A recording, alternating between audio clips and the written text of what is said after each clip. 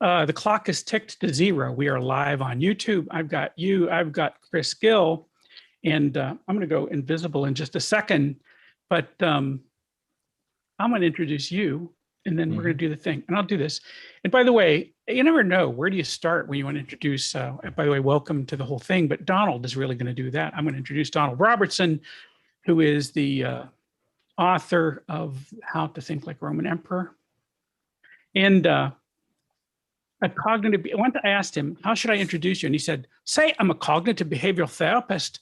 And that was where you start with it. So he's got the science, he's got the authorship, and he is a font of knowledge in this particular thing, the perfect guy to be at the front of our Marcus Aurelius event. And quite frankly, I don't think we'd have had the gumption to get it started if he hadn't said yes. So if you got video on, you can do this little thing. That's our Zoom happy hands, where we do a little applause right in the screen, or you can applaud inside the chat room. We let you do that. Ladies and gentlemen, welcome Donald Robertson. Well, thank you very much, Phil, for that introduction. And I'll just get my slides up then, shall I? As yes. we now traditionally say on Zoom and stuff. I'm just going to do a little introduction, and I'll go through the agenda and stuff like that. So obviously we're here today to discuss Marcus Aurelius, who was a big deal back in the day and still is today. So this is where you're all from, right? I don't know if you heard us chatting earlier when we said that the main city that we've got people from is Toronto, and then Dublin and New York and London. A lot of people from the US, the UK, Canada, and also the Netherlands. So without further ado, I'll go through what today's program consists in. So I'm going to do a little 5-minute introduction. You'll be relieved to know it's not going to go on too long. And then Chris Gill, who is going to do an introduction to Marcus Aurelius in depth, talking about his relevance to modern Stoicism. So I think Chris is going to talk for about 30 minutes, and then it'll be like about 15 minutes Q&A. Like the timing today might be a little bit flexible because we've just got a handful of speakers, but I think most of our speakers have written books about Marcus Aurelius, and Chris is the editor of Marcus Aurelius Meditations, books 1 to 6. And he's also written other books about Marcus Aurelius. And then after Chris speaks, we have core ideas of Marcus's Stoicism from John Sellars, who's the author of many books on Stoicism as well, and including a recent book on Marcus Aurelius. And then we'll have a wee break where we get to listen to some funky music called The Philosopher King by Enda Hart and Connor Joseph. And then after the break, Robin Waterfield, who's a classicist and translator, and the author, translator of many, many books, including the very recent, hot off the press, Meditations, the annotated edition from Basic Books, yet another book about the Meditations of Marcus Aurelius, or a translation of the Meditations. And then, then it's me talking about Marcus Aurelius, the man. So Robin's going to talk about the Meditations itself. Then I'm going to talk about the guy that wrote it, Marcus Aurelius. So I'm going to talk about his, mainly through important figures in his life. And then we've got a discussion, perspectives on the modern relevance of Marcus Aurelius for professional women, which is a discussion between Sukraj Gill and Loir Huica, with Justin Stead of the Aurelius Foundation hosting that. And then Tim LeBon of Modern Stoicism will be announcing the winner of the Marcus Aurelius Odes contest. So a couple of basic housekeeping things. I'll be introducing all the speakers today, so the times may vary a little bit. We've got a little bit of flexibility on that. We're going to have times for questions if possible. Like it depends how quickly each speaker gets through their presentation. But you put your questions in the chat during the presentation. I think that will help, and Phil will select and read them out to the speaker. And the recordings of the sessions will be available afterwards if you've made a donation. And thanks to those of you who have already donated, and you can still donate during the event if you suddenly decide that you want to upgrade. Like you can donate $1 or whatever for Modern Stoicism. And also, we said we'd do this poll, and Phil reminded me to cue it. So the question we'd like you to answer, the big question for today is, how much do you know about Stoicism? And I wanted the responses to be, I'll give you the cleaned up version, but it was like, one was like nothing, and one was like more than any of the speakers, and then the other one was more than Marcus Aurelius. But I think Phil's got an alternative version of that poll that he's going to put up now. And then I'll say a little bit about modern Stoicism. So I'm going to go through this fairly quickly. So I just want to, get into the speakers for you. But we are a non-profit organization run by a multidisciplinary team of volunteers, including classicists, philosophers, psychologists, psychotherapists, and whatnot. And it was founded in 2012 by somebody called Chris Gill at Exeter University. Seems like a lifetime ago now, but we all kind of went down to Exeter Uni and we had a workshop and we started this organization, which has got bigger and bigger and bigger every year. And it depends on your support and donations, by the way. So you might want to become a Patreon subscriber or check out our website, which is modernstoicism.com. So very briefly, what we do, our main activities are we run this thing called Stoic Week every year, which I reckon about 20,000 people have done now. It's got bigger and bigger. We run it's an online course. We run an online course called Stoic Mindfulness and Resilience Training, or SMRT, which we use to gather research data using a validated scale that we're doing ongoing psychological research on, called the Stoic Attitudes and Beliefs Scale. I should really be able to remember the name of it because it was me that did the original version. SABS, so Stoic Attitudes and Belief Scale, Behavior Scale, sorry. We use that for our research. And we have the Stoicism Today blog on the website, which is edited by Greg Sadler and has, last time I looked, it was over like 600 articles on it. Anyone can submit an article for consideration for that. And then we do this kind of stuff. We do these conferences, physical conferences, or these days, like virtual conferences like everyone else. We do the big Stoicon event every year, which is, when is it, Phil? It's in October the 21st, did we say? No, 9th. No, I'm just, sorry, October the 9th. We're doing October the 9th. So check out the website for details of that. And then we do these loads of Stoicon-X events. Quick plug for Stoicon-X-Women, which is in June. And then the next event we have is Stoicon-X Military, which anyone can attend. Anyone can attend Stoicon-X-Women as well. You don't have to be a woman to attend it. It's optional. But you don't have to be in the military to attend Stoicon-X Military.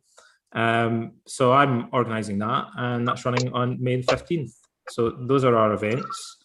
And Marcus Aurelius, popular today as he ever was, as demonstrated by the fact that people keep sending me photographs of their tattoos of him on Instagram. And many people, even if you don't know a lot about Marcus Aurelius, you've probably seen Gladiator, and he's played by Richard Harris in the first act of Gladiator.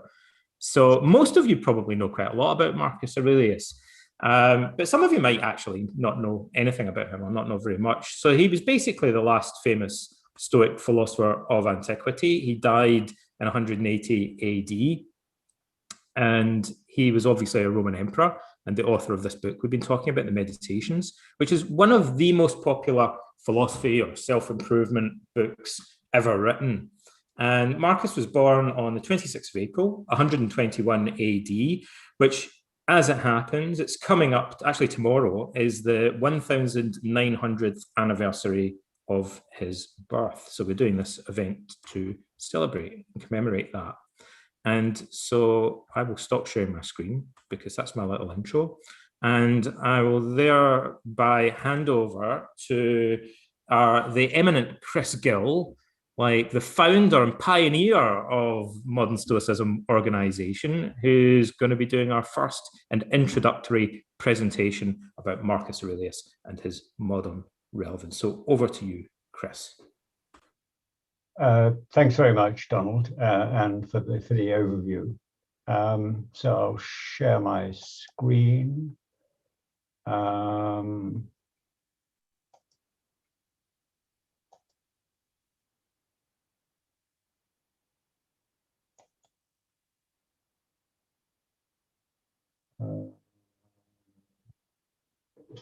Just a second.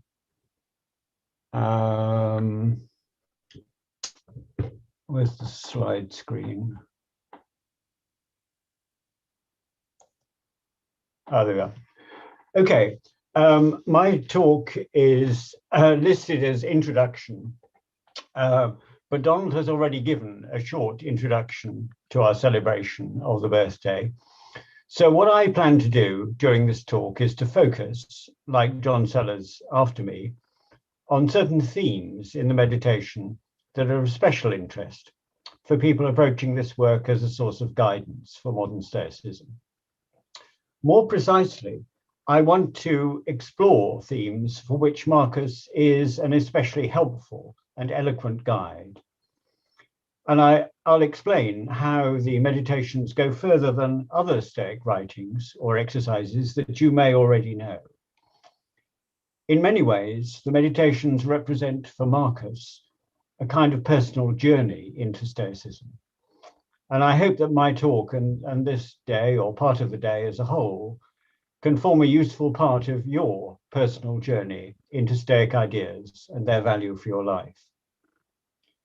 I'm going to focus on two themes, virtue and happiness, and on relations with other people and positive emotions. One of the exercises most widely used in modern applied Stoicism is what we call the dichotomy of control. That is, distinguishing between what is and is not within our control, and focusing on what we can control, and not wasting effort and emotional involvement on things that we cannot control. And people often find this one of the most helpful modern Stoic exercises. And it's one that Epictetus refers to repeatedly, and Marcus also recommends to himself in his meditations. However, in addition, Marcus explains the rationale for this distinction in terms of what is and is not really valuable. What underlies the dichotomy of control is a dichotomy of value between virtue and happiness based on virtue, and what the Stoics call indifference.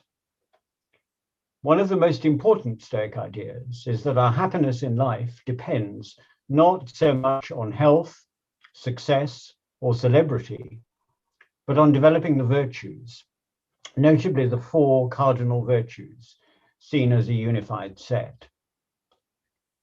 As the Stoics put it, virtue and virtue-based happiness are really good, and those other things such as celebrity and so on, are indifference. And that doesn't mean that they have no value, but they're not valuable in the same way as virtue and do not make the difference. That's why they're indifference. They don't make the difference between being happy or not happy. This distinction explains why we should focus on what we can control, because working towards virtue and happiness is something we can all do.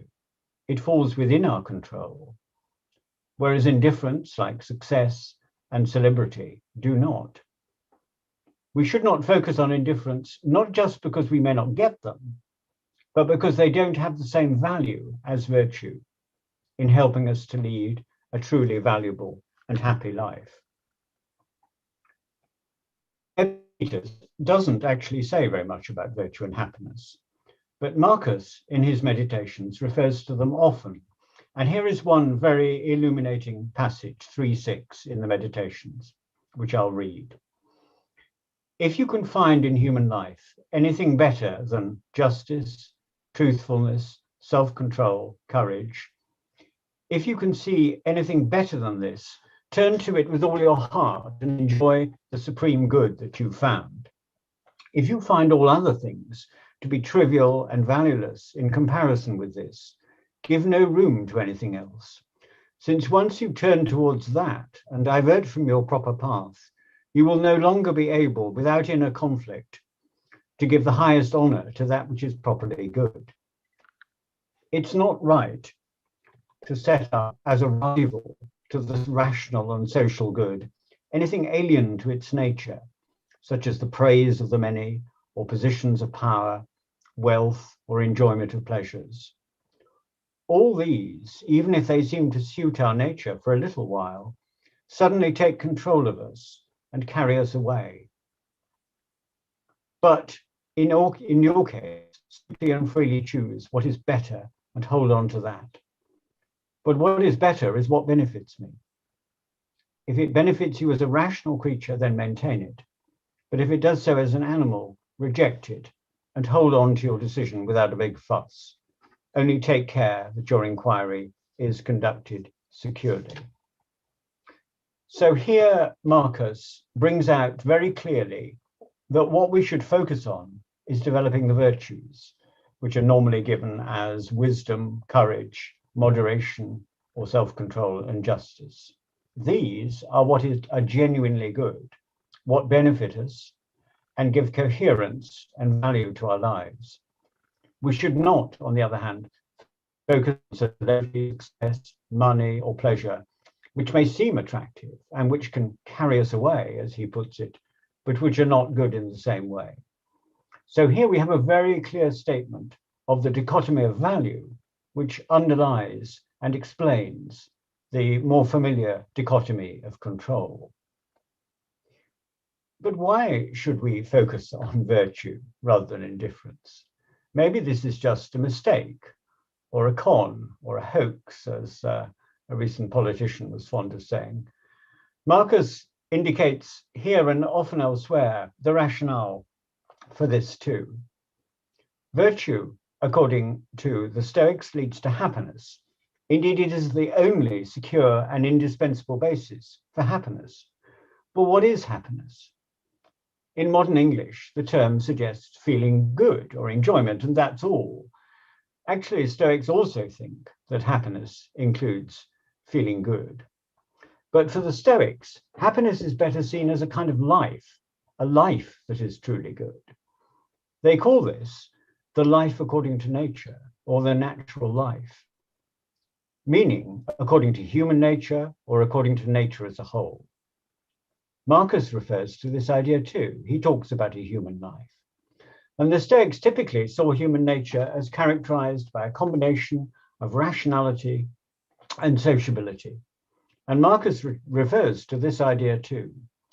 So a happy life is, in part, the kind of life that is good for a human being to lead. And developing the virtues enables you to lead that sort of life instead of a life based on indifference like celebrity, money, and success. This kind of life, a good human life, makes you feel good on a lasting and complete way, differently from the momentary high of success or failure. The Stoics also see happiness as a matter of harmonizing yourself or being at one with nature as a whole, as well as with the best qualities of human nature. Now, this is a challenging and perhaps problematic idea for people today, the idea of becoming in harmony with nature as a whole, but it's an important part of Stoic philosophy, and it's worth trying to make sense of.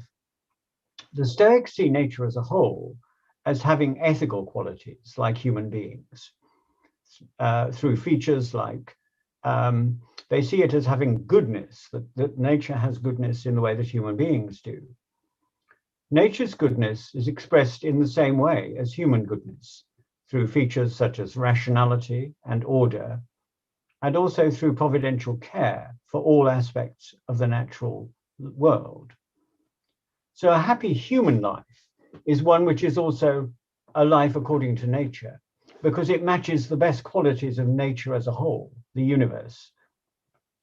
These qualities are goodness, expressed through inner order and consistency, and rationality in a complete sense, as well as care properly expressed for others and for yourself. These are the qualities that follow from having and using the virtues, wisdom, courage, moderation, and justice, and from living life according to the best qualities of human nature. So these ideas about virtue and happiness are explored in a variety of ways, in a complex variety of ways throughout the meditations. And part of the value of Marcus's work for us today lies in the way he expresses eloquently ideas which take us to the very heart of Stoic ethics. So here are a few examples. The first on living a virtuous and happy life, life as being according to human nature, that is rational and sociable. But someone who values the mind insofar as it is rational and sociable, that is the best qualities of human beings, no longer turns his attention to those other things, indifference, but above all keeps his mind in a rational and sociable state, and cooperates with those with the same kind to this end. And here are some examples of the idea of the virtuous and happy life as one which matches the best qualities of nature as a whole.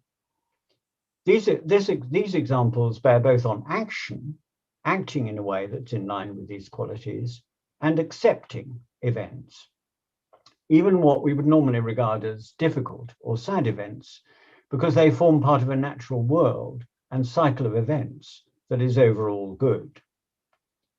One should always keep in mind these things, what the nature of the whole is, and what my nature is, and how my nature is related to that of the whole, and that no one can prevent me from doing and saying what is in accordance with nature, of which I am a part. Here is a passage which sees both action and acceptance as part of living according to universal nature. A virtuous person, we're all virtual persons these days, but a virtuous person gives his sole attention to how he might carry on his own activities and attends continually to his own strand in the whole web. He makes sure that his own activities are done rightly, and he is convinced that his own strand in the web is good. Marcus also emphasizes that virtuous acceptance, as well as virtuous action, is accompanied by positive emotions like joy and goodwill. For instance, accepting what happens and what is allotted to one as coming from the source from which one came oneself, that is, from nature as a whole, and above all, waiting for death with a confident mind, since it is nothing but the dissolution of the elements of which every living creature is composed. Although the idea of virtue-based happiness as the life according to human and universal nature, just taken on its own, it can seem abstract or unappealing.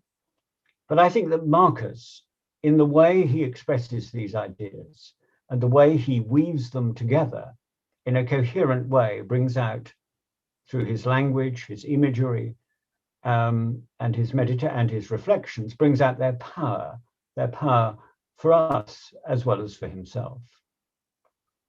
So that's the first theme I wanted to talk about, virtue and happiness, their fundamental nature for Stoicism, which Marcus conveys for us. The second theme is a kind of development of that, a kind of expansion of that. And to make sense of that, I'm going to talk about relations with other people, what Marcus has to say about relations with other people, and his views about emotions, positive emotions. But to make sense of those two topics, we need to think for a moment about Stoic ideas about development as appropriation. This is another fundamental feature of Stoicism. And in thinking about development, we have to realize that for Stoicism, for Stoics, this isn't just something that happens in youth. This is a lifelong process. Development, progress is a lifelong progress. The Stoics see ethical development not just as a matter of developing the virtues and moving towards virtue-based happiness. It's also a process that brings about a transformation in other aspects of your life, including your relations with other people and your pattern of emotions. It leads you to experience good emotions, what they call good emotions, emotions which are consistent with virtue, such as goodwill and joy, rather than ethically misguided passions, such as anger, hatred, and jealousy. And this too is a dimension of Stoic thought that the meditations bring home to us with special force, and one in which Marcus, in certain respects, takes us more deeply into Stoic thinking than, say, Epictetus. Although Epictetus and Marcus both reflect Stoic thinking on this subject, Marcus brings out in a richer and more particular way how ethical development can shape your relations with other people. And he does so especially in Book 1 of the Meditations. Also, whereas Epictetus tends to focus only on development as freeing us from bad emotions or passions, Marcus also brings out how this process involves the development of good emotions like goodwill and affection. When we're thinking about Marcus, it's worth remembering how thoroughly his life was embedded in a complex series of interpersonal and political relationships, much more than Epictetus, who is in many ways disengaged from family and political relationships. Because the Meditations capture Marcus in his reflective and solitary moments, for instance, coming to terms with his own approaching death, it's easy to forget that this was a man who had a rich and fulfilling family life. He had friendships of great importance to him, as well as constant and pressing political demands. And Donald Robertson later on will be bringing out, I think, that side of Marcus as well. So Marcus's Stoicism was a set of guiding principles that were worked out and expressed in his relations with other people, as well as in other ways. In exploring this side of Marcus, I'm going to begin with a rather well-known passage from the start of Book 2. Say to yourself first thing in the morning, I shall meet with people who are meddling, ungrateful, violent, treacherous, envious, and unsociable. They're subject to these faults because of their ignorance of what is bad and good. But I have recognized the nature of the good and see that it is the right, and the nature of the bad and seen that it is the wrong, and the nature of the wrongdoer himself and seen that he is related to me, not that he is related to me, not because he has the same blood or seed, but because he shares in the same mind and portion of divinity. So I cannot be harmed by any of them, as no one will involve me in what is wrong. Nor can I be angry with my relative or hate him. We were born for cooperation, like feet, like hands, like the rows of upper and lower teeth. So to work against each other is contrary to nature, and resentment and rejection count as working against someone. At first glance, this passage might suggest that Marcus is someone who finds it difficult to put up with other people, or is prone to anger and irritation. And there are other passages in the Meditation that might seem to suggest this. However, I think this is actually a misleading impression. This passage is one of a number of such passages, which are also similar, in fact, to ones in Epictetus, which constitute a kind of what you might call a trope or exercise. And we might call it the dichotomy of response, like the dichotomy of control. The broader context is that of Stoic thought about ethical development, especially its implications for relations to other people and for emotions. The people that Marcus prepares himself to meet in this passage, like most people, have not gone very far, like us, have not gone very far in the ethical development that human beings are capable of. They do not understand that the only thing that is really good is virtue and virtue-based happiness, and not indifference like money and fame. This explains the way these people treat others, including Marcus. And it also explains their attitudes and their emotions. It explains why they are meddling, ungrateful, and so on, because of failure in understanding value. Now, the conventional way for someone to respond would be to show similar negative reactions in turn to the other people. But Marcus reminds himself that he has Stoic reasons for not reacting in this way, reasons which are linked with his having made progress, some progress at least, in ethical understanding and development. He is not angered by their wish to do him harm, because he recognizes that the only real harm we can experience is that of doing what is wrong, and thus harming our own character. It's only ourselves that we can really harm. He also reminds himself that other people, like himself and like everyone, form part of the brotherhood of human beings as rational, sociable animals. An idea vividly conveyed in the images in the last part of the passage, like hands, like eyelids, and so on. So forming relations with other people in the light of this idea is one of the features elsewhere associated with ethical development that is towards virtue and virtue-based happiness. So overall, passages of this type have a twofold structure. First, presenting typical morally undeveloped ways of relating to other people and responding emotionally. And second, recommending the pattern of relationships and response that reflects ethical development as seen in Stoicism. Hence my suggestion that we have here an exercise in the dichotomy of response, part of training oneself how to relate to others, and a highly memorable one, I think. Now, in this passage, as in Epictetus's versions of the theme, Marcus focuses on avoiding bad or misguided emotional reactions or passions, avoiding anger in this case. However, in other examples of this theme, Marcus uses the Stoic terminology for good, that is, virtue-based emotional reactions. Here, for instance, Marcus imagines himself on his deathbed, surrounded by negative critics of his behavior, and reminds himself how he should react in that case. You should not, however, on that account, depart thinking less kindly of them, but preserve your true character as one who is friendly, well-intentioned, and gracious. So you're criticized by others, but you don't react with anger and negativity. You retain your true character as friendly, well-intentioned, and gracious towards them, towards your critics. Again, in a passage very like 2:1, the next passage, he reminds himself, if you can, show them the error of their ways. But if you cannot, remember that kindness was granted to you even for this. That is, even for bearing their criticism, their unjust criticism.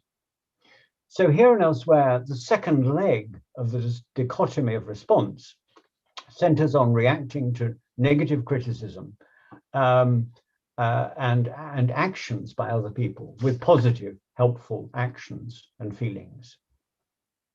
This is not the only context, incidentally, in which Marcus expresses positive emotional reactions to other people. Here's another very revealing one. Whenever you want to cheer yourself up or encourage yourself, think of the good qualities of those who live with you, such as the energy of one, the decency of another, the generosity of another. There's nothing so cheering as the images of the virtues displayed in the character of those who live with you. So you should keep them ready to hand. I want to end this talk by emphasizing a feature of Book 1 of the Meditations, which brings out significant aspects of Stoic thinking about interpersonal relations and emotions, and about their ideas of virtue and happiness too. In Book 1, rather like the passage we've just looked at, Marcus reviews the good qualities of the people who've been influential in his life and who helped him understand what it means to live the life according to nature, the virtuous and happy life. Although the qualities he picks out may seem to be rather miscellaneous, in several of the passages, there are three types of qualities that occur repeatedly, combined with each other. These are qualities of mind and understanding, especially thoughtful or reflective ones, humane or tactful or generous-minded ways of acting towards other people, and stable or positive emotional responses. These are the three features that he repeatedly emphasizes in the people whose qualities he's learned to value and that have helped to shape his life. These are qualities which are naturally understood as among the outcomes of ethical development, as Stoics understand this. They also represent different aspects of virtue, or virtuous action or emotion, or happiness, the happy life, as the Stoics conceive this. Now, we might be inclined to think that Marcus's stress on the second quality, on skillful and tactful interpersonal relations, might be one of his personal views, and it might not reflect Stoic theory in general. But actually, this isn't the case. And here, for instance, is a quite standard snapshot of the ideal wise person, the sage, as he is presented in one of the standard sources for Stoic ethics. Since the virtuous person is affable in conversation and charming and encouraging and prone to encourage goodwill and friendship through his conversation, he fits in as well as possible with the majority of people. And that's why he's lovable and graceful and persuasive, and again, flattering and shrewd and opportune and quick-witted and easygoing and unfussy and straightforward and undeceptive. Not always how the Stoic sage is viewed, actually, but interestingly, that is how it's presented, how he is presented or she is presented. So in reflecting this view of the importance of skillful and positive interpersonal relationships, Marcus's meditations are a revealing text for someone trying to live a Stoic style life today. And as I've suggested, Marcus takes us deeply into what that life involves, and hence what a journey into Stoicism consists of. Thank you very much for listening to me today. And Thank you, Chris. Thank you. There, we got a couple of questions along the way. Let me kind of give you one of the softballs first, I think. Someone asked if you thought that Marcus would be involved with social media today. What would his response be to that world? Yes, interesting question. It's a difficult question for me because I'm not. I'm not involved in social media. So the answer is no. But I'm not Marcus. It's an interesting question. I think that if he would, Marcus was, I think, a person of great integrity. What he tried to do was to convey in all aspects of his life, and the aspects of his life were very numerous. Fighting wars, giving legal judgments, encountering hundreds of people. I think he would try to bring to bear those same qualities of integrity and a serious attempt to practice the virtues. He says at one point, he talks about the relative merits of philosophy and the court. And he says that the philosophy is what makes the court, to me, bearable. And I think maybe that might be the same with social media, that philosophy would have made social media bearable. It's funny because my friends who are both Stoics and attorneys today find the law barely bearable, right? The way jurisprudence is executed today, at least in the United States today, they find that really difficult to be both. But I think that is one of the marvelous things about Marcus, that he was utterly embedded in his society, and yet we can tell from the meditations and from other evidence that these qualities of integrity and sincerity were carried through. So he's a great model, I think, and a great model for our time in particular, perhaps. Yes, I think that you are absolutely right about that. Thank you again. Lots of comments in there, lots of folks who are appreciating your presentation. So thank you for that and answering questions. And with that, I think I'm going to bring up John Sellars and let Donald introduce him. So anybody wants to say thank you, this is your chance. Do it in the chat. Thank you, Chris. Okay, thanks. Thanks for this chance to talk.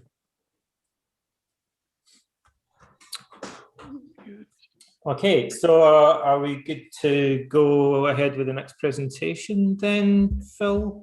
We're a little bit... We're working on it. Well, oh my God, I'll have to fill in the meantime. I should tell you some jokes or something like that. Well, actually, what I should say is, if you haven't seen in the chat, if you want to, a lot of people take screen caps or they do shout outs during these kind of events. If you want to do that and give a shout out to the Modern Stoicism non-profit organization, then you can use @StoicWeek. It's pretty simple, all one word, on Twitter. That's the Modern Stoicism account. And just use hashtag hashtag Stoicism, if you want to do that. Or, you know, I don't think we have an Instagram account, but you can do hashtag Stoic Week or hashtag Stoicism on Instagram as well, if you're down with the kids.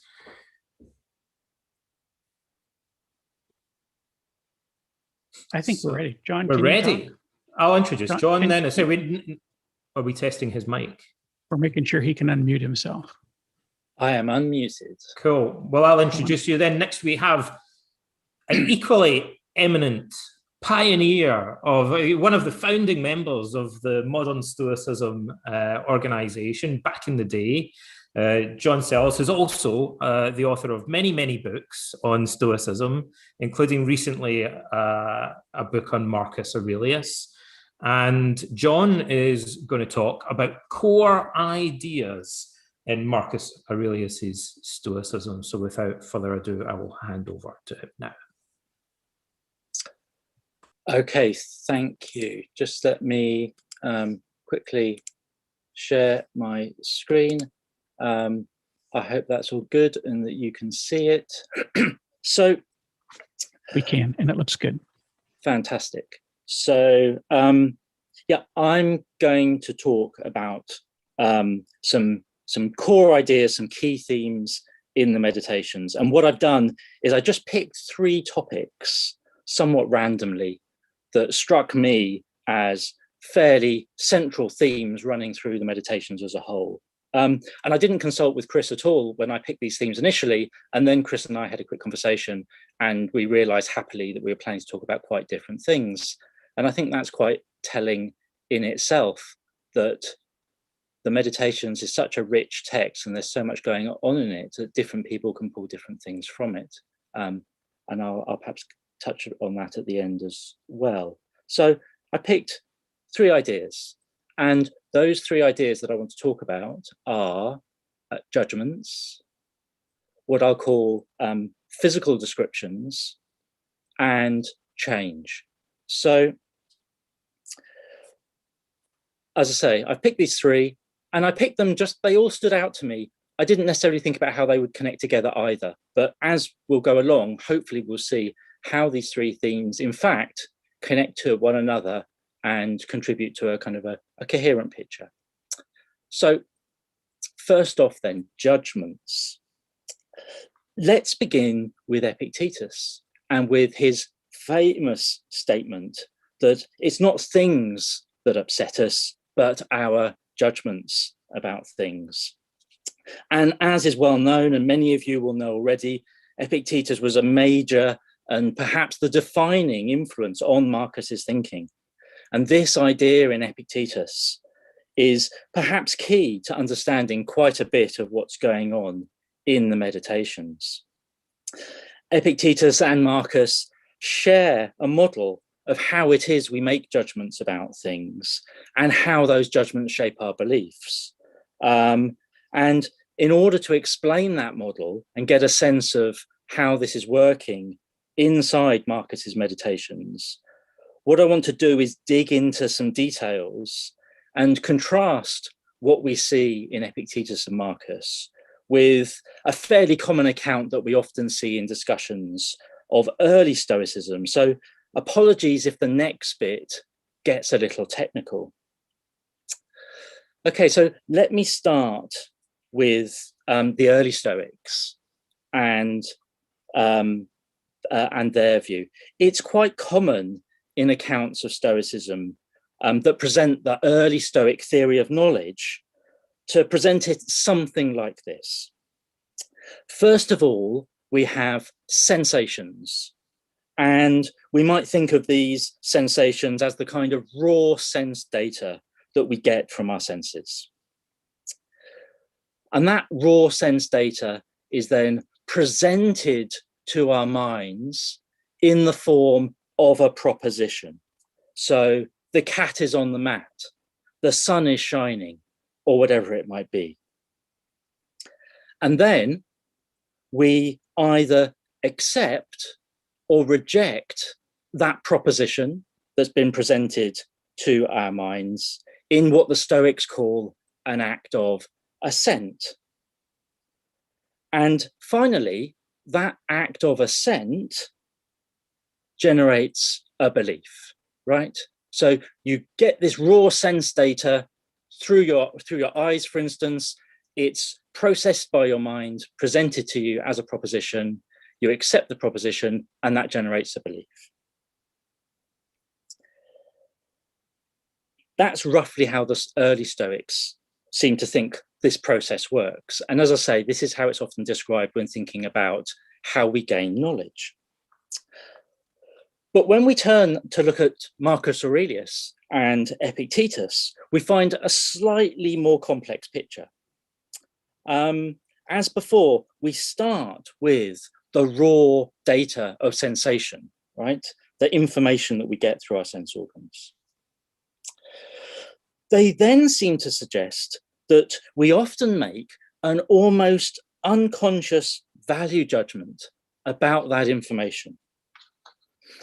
And this value judgment is then combined with the raw sense data to create what they call an impression. And this impression contains the value judgment and is then presented to the mind in the form of a proposition. And so the proposition often isn't merely the sun is shining, but the sun is shining and this is a good thing. It's a beautiful day. And it's then this statement, which includes this value judgment, that we either accept or reject. And as before, this then generates a belief. But because there's a value judgment in there as well, it can also generate an emotion. You don't merely make a factual judgment that the sun is shining. You judge that it's shining and that that's a good thing. It's a beautiful day. And that then gives you pleasure, with the attendant risk, of course, that when the sun stops shining, that might make you feel a bit sad. Now, that version that I've outlined here, that I'm ascribing to Epictetus and Marcus Aurelius, is primarily based on just a couple of pieces of evidence that we have. The first piece comes from a Roman writer called Aulus Gellius, who was roughly contemporary with Marcus Aurelius in the 2nd century AD.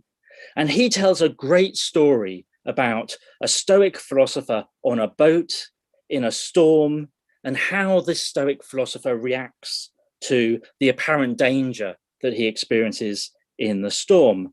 And I'd really encourage you to read this story in full, and you can access it via the link on the slide. And during the story that Gellius tells, he has his philosopher quote a passage from Book 5 of Epictetus's Discourses. Now, we, of course, only have 4 books of discourses by Epictetus, but some of our ancient sources suggest that there may have originally been 8 books. And we've also got really good grounds to think that Marcus Aurelius had read all of those 8 books, because at certain points in the Meditations, Marcus quotes passages from Epictetus that otherwise we don't know. And so presumably they came from these missing books of the Discourses. In short, Marcus may well have read the Book 5 of the Discourses that's unavailable to us, but that Gellius is drawing on when he's writing this story. Anyway, here's the extract that we get. When some terrifying sound occurs, even the mind of the wise person must necessarily be disturbed, must shrink and feel alarm, not from a preconceived idea of any danger, but from certain swift and unexpected attacks, which forestall the power of the mind and reason. Presently, however, the wise person does not assent to such impressions, that's to say, such terrifying mental visions, but he rejects and scorns them, nor does he see in them anything that ought to excite fear.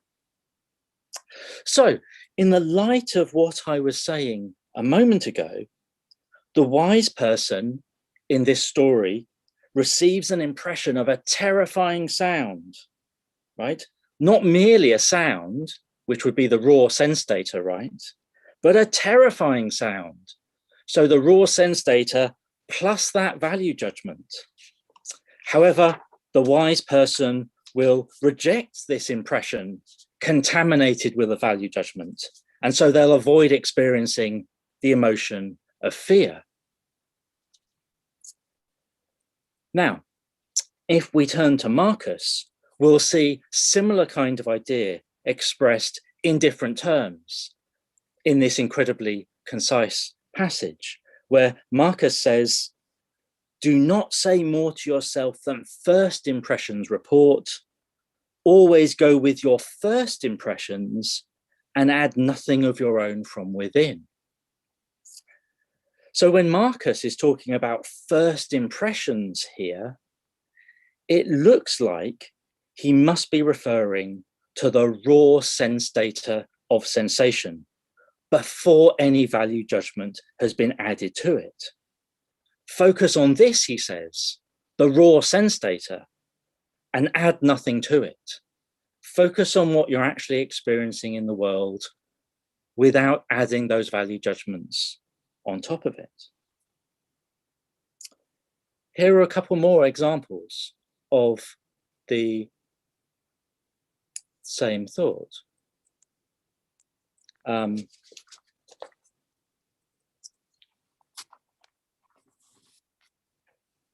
Bear with me a moment. I think I've got a slight technical glitch.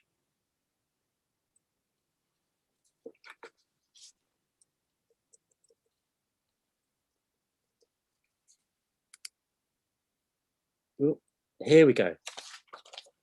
So, a couple more examples, one from Marcus and one from Epictetus. So, first one from Marcus. You've been told that someone insults you. That's what you've been told.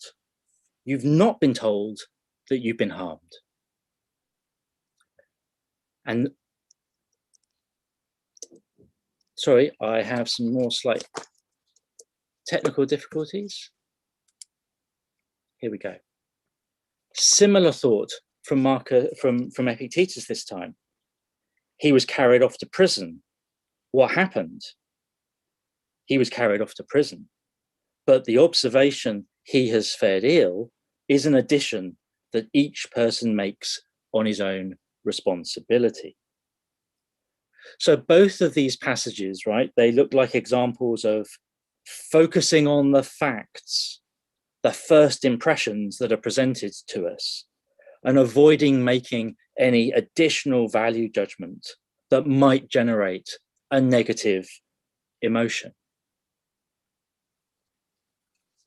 Okay, so that's the first theme that I wanted to highlight that we see going on in the meditations. The second one I want to highlight is what we might call physical descriptions.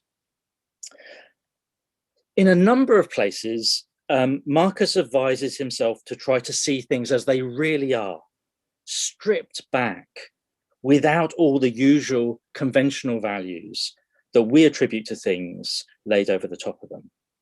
And here's one famous example.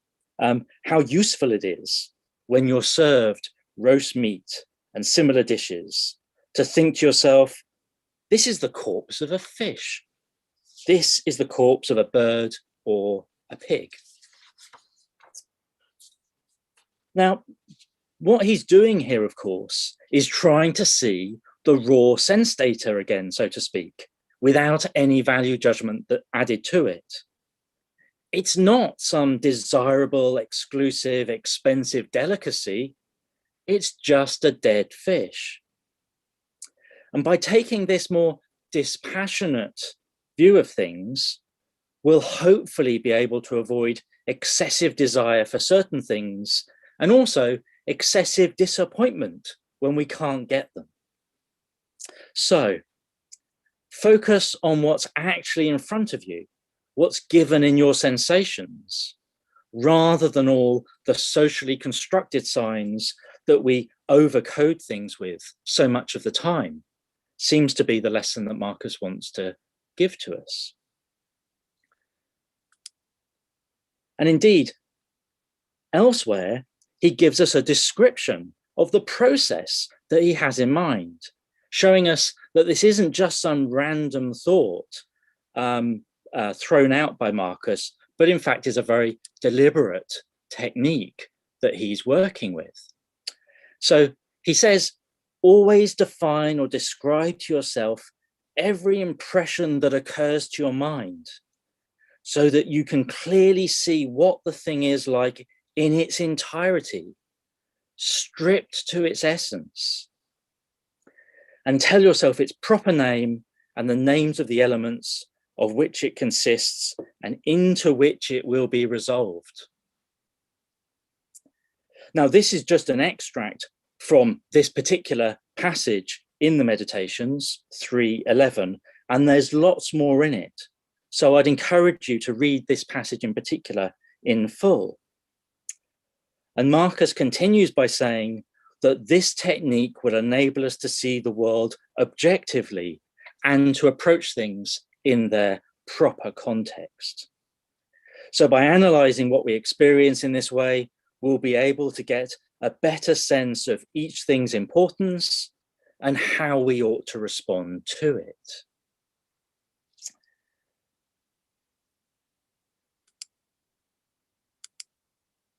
Here's another example of this technique in action. Look at the nature of the very object that we perceive, especially those that entice us with the prospect of pleasure, frighten us with the prospect of pain, or are celebrated by humans in their vanity. If one sees it for what it is, and by analysing the concept, dissolves the impressions that adhere to it, one will stop believing it to be anything other than a natural process. And there's nothing to fear about natural processes unless you're a child. Now, by natural processes here, he's ultimately talking about death. And in particular, he's talking about his own death, as the rest of the passage, which I've omitted, makes clear. And death for Marcus is just one natural and inevitable change amongst many others. Okay, now this introduces the third and final topic that I want to touch on, namely change. If we can embrace these first two topics that I've mentioned, so avoiding making value judgments and stripping things back to what they really are, what will we find? Marcus thinks that what we'll find is that nothing is really stable and that everything is in a process of change. And I think this is the dominant theme in the Meditations, certainly one of the dominant themes in the Meditations, one of the big truths about the world that Marcus continually reflects on. So here are a couple of examples. Time is a river of events, he writes, and its current is strong. No sooner does something heave into view than it's swept away and something else is being carried past instead, only itself to be swept away. And again, another passage, just one of many. In this torrent of instability, which of the things that are flying past one might one value? It's as if one were to begin to feel affection for a certain sparrow as it flew past, but it's already gone from sight. So if everything is on the move, then grasping after specific things, whether they be objects or circumstances or situations, is ultimately a futile enterprise because they'll soon be gone or transformed into something else. And this, of course, applies to our own lives and those of other people as well. And Marcus also says elsewhere, if you pay close attention to each existing thing, you'll see that it's already in the process of disintegrating. That is, experiencing change and a kind of decay or dispersal, and that by its nature, everything is born to die. We're all born to die. Everything is impermanent. Nothing stays the same from one moment to the next. Even if our practical mind sees things as static and unchanging, because that, of course, is incredibly useful in order to help us navigate the world.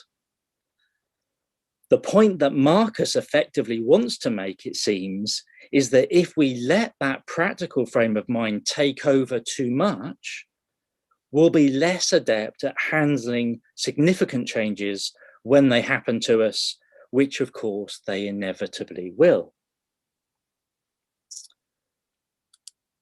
Okay, let me now try to pull all of this together. First, Marcus is saying that we ought to pay attention to our sensations, our immediate experience of the world. We ought to try to avoid adding anything of our own to that experience. And if we can do that, we'll avoid many of the conventional values that people tend to ascribe to things. We'll also come to see that everything is in a state of impermanence.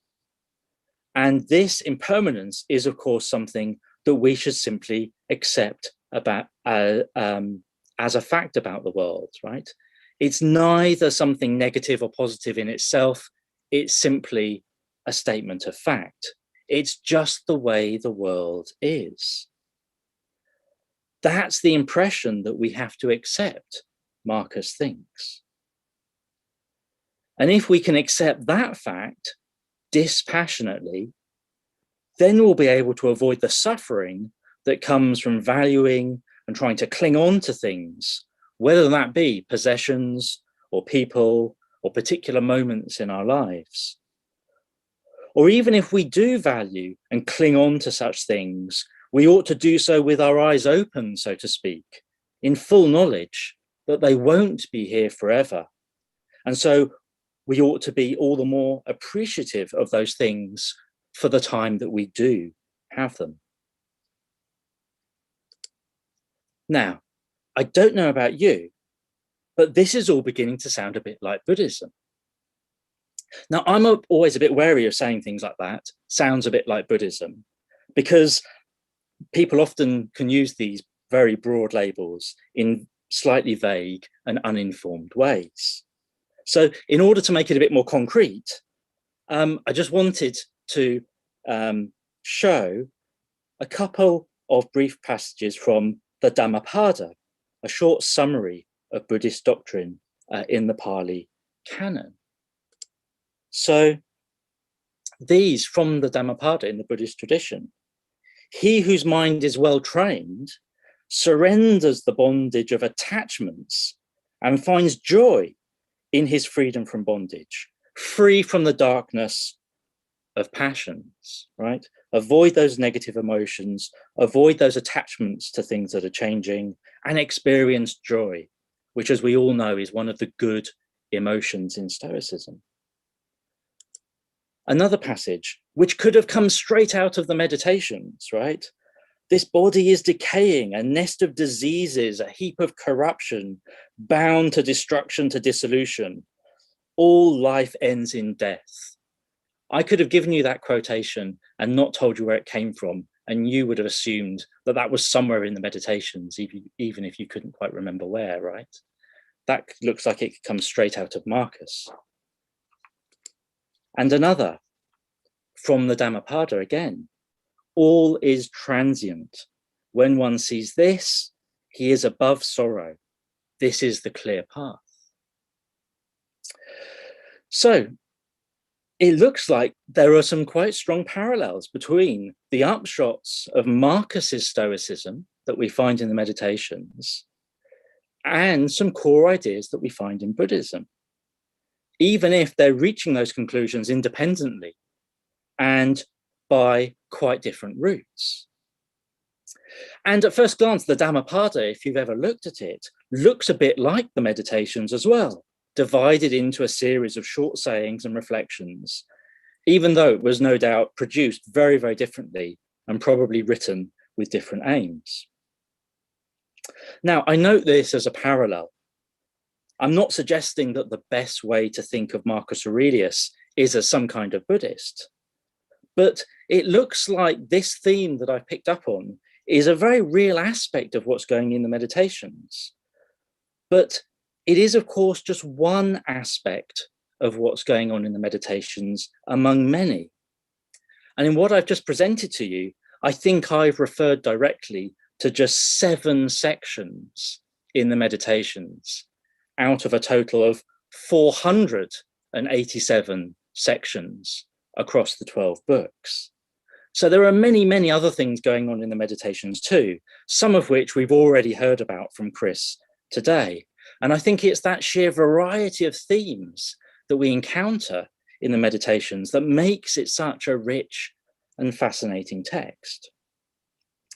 Now, if you want to delve any further into all of this and explore the philosophical themes in the Meditations, then what you should do is, of course, buy my book. It's a roughly oblong block of cheap wood pulp and glue, and it won't last forever. Thank you. Applause. Well done. Thank you, John. That's beautiful. John, you hit right on a lot of where the questions were headed. This overlap between Stoicism and Buddhism, the idea is that there might be a good bit of overlap.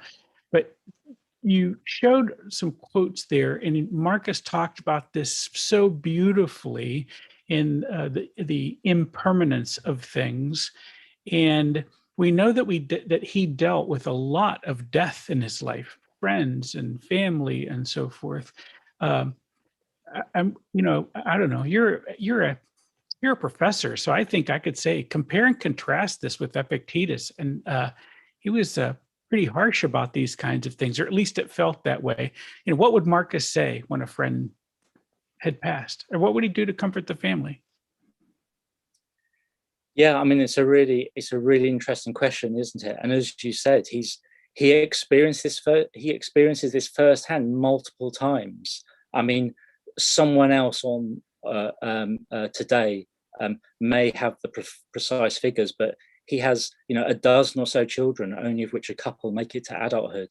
He loses a lot of children that are very young. Now, those of us that are fortunate enough to be in parts of the developed world, thankfully, few of us have to contemplate that kind of thing. Of course, there are plenty of other people in parts of the developing world today who still have to experience that kind of thing. And of course, you can't think of anything worse. I mean, what we see Marcus doing in the Meditations is consoling himself for that kind of situation. And presumably he would have wanted to console others in the same way.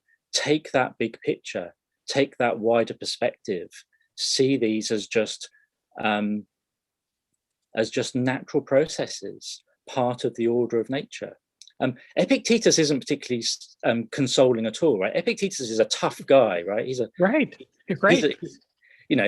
What did you think? Did you think you'd given birth to an immortal? Of course they were going to die. Move on, right? Epictetus is tough, right? He's the Zen master with a big stick who smacks you around the head. Marcus is perhaps a bit more consoling. I like to think. From a practical standpoint, I know that we're talking about Marcus's life and celebrating that, but I'm curious about your thoughts as we put a practical point on that. You're right. very few of us in the developed world have to deal with death with the frequency with which Marcus did.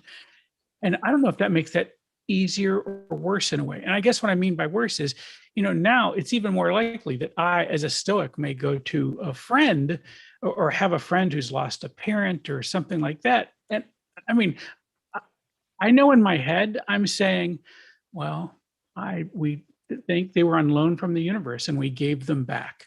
I don't think they're going to get any consolation from that. How do I speak to them? I want help there.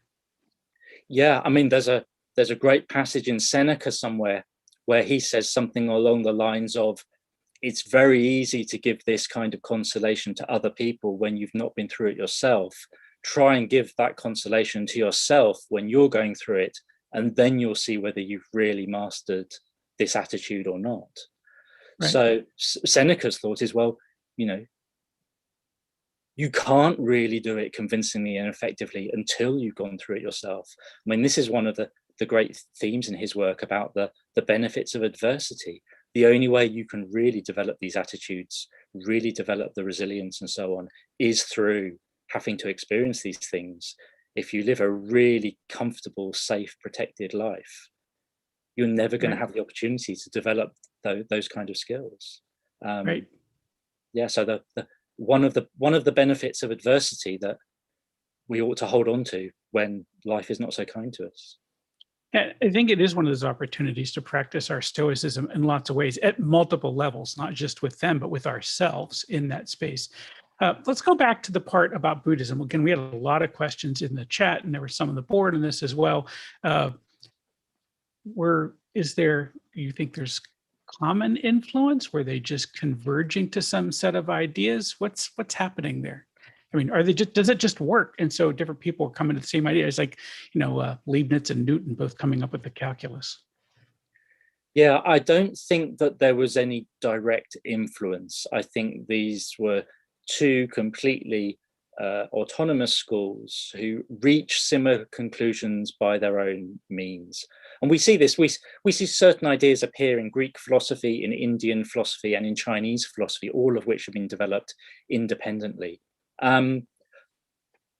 So I don't want to plug another book, but nevertheless, in another book I wrote on Hellenistic philosophy, there's a few pages at the back where I look at the question of interaction between Greek Hellenistic philosophy and Indian Hellenistic philosophy. Was there any communication there?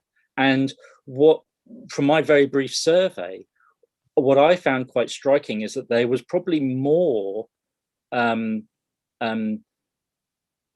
knowledge, exchange of knowledge, of information between those two traditions than we might think, but probably not influence.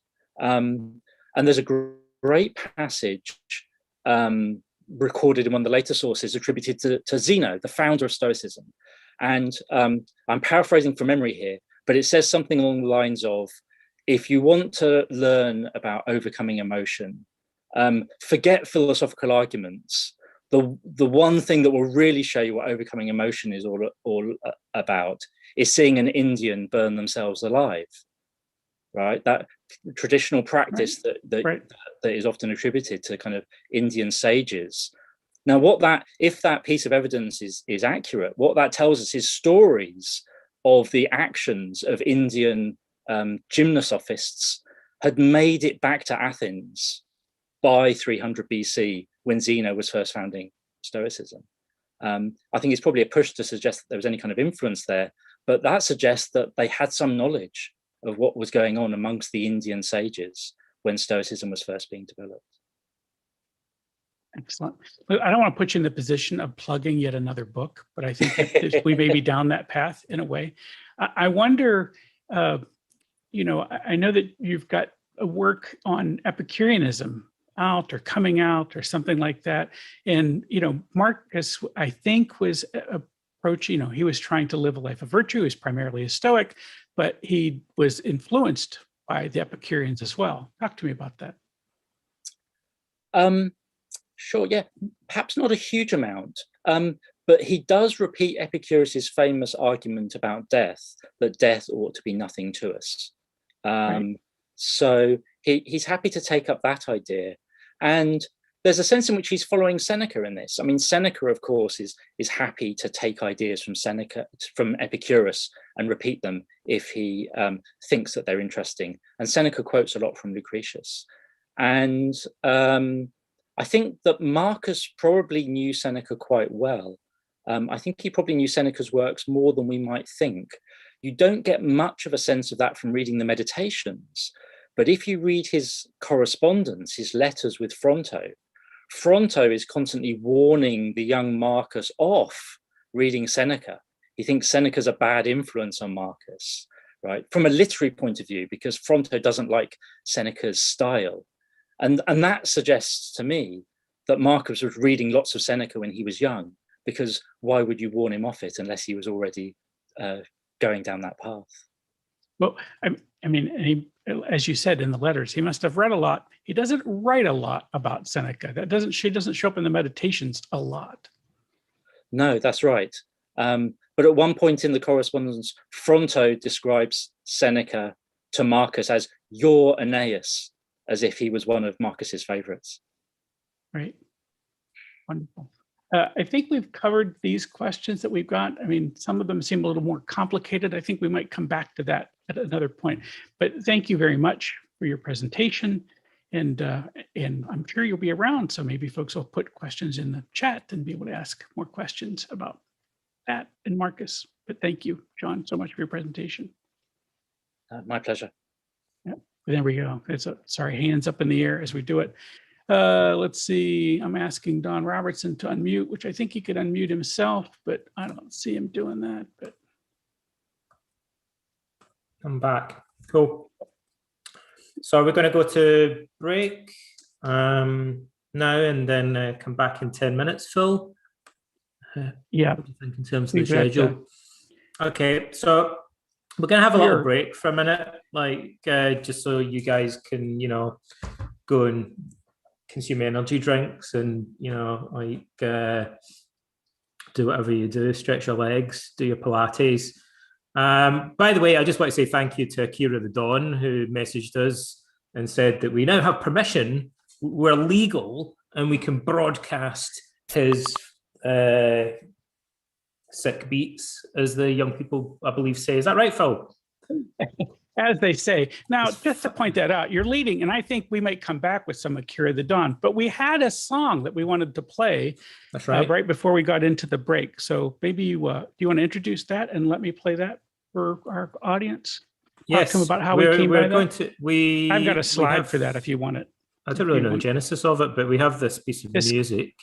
This came in through the Odes to Aurelius contest. As part of the Odes to Aurelius contest, we got a submission that was a piece of music, and it is called The Philosopher King, and it's by Enda Hart and Connor Joseph, I'm reliably informed. And I've had a little sample of it, and I'm sure that it'll have you all, dancing and stuff and bopping along for the next 5 or 10 minutes while we have a break. And so I guess we'll be back at 1:30, 1:30 Eastern time. So I look forward to seeing you all then. Phil, if you want to cue the music. I'm going to start that right now.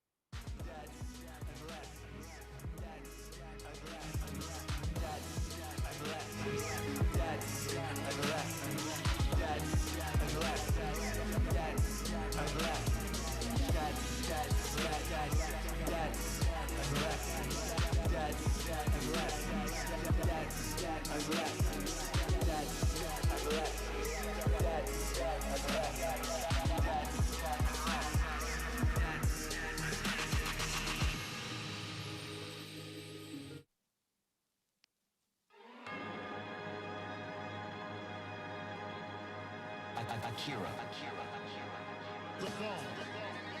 He's got clout.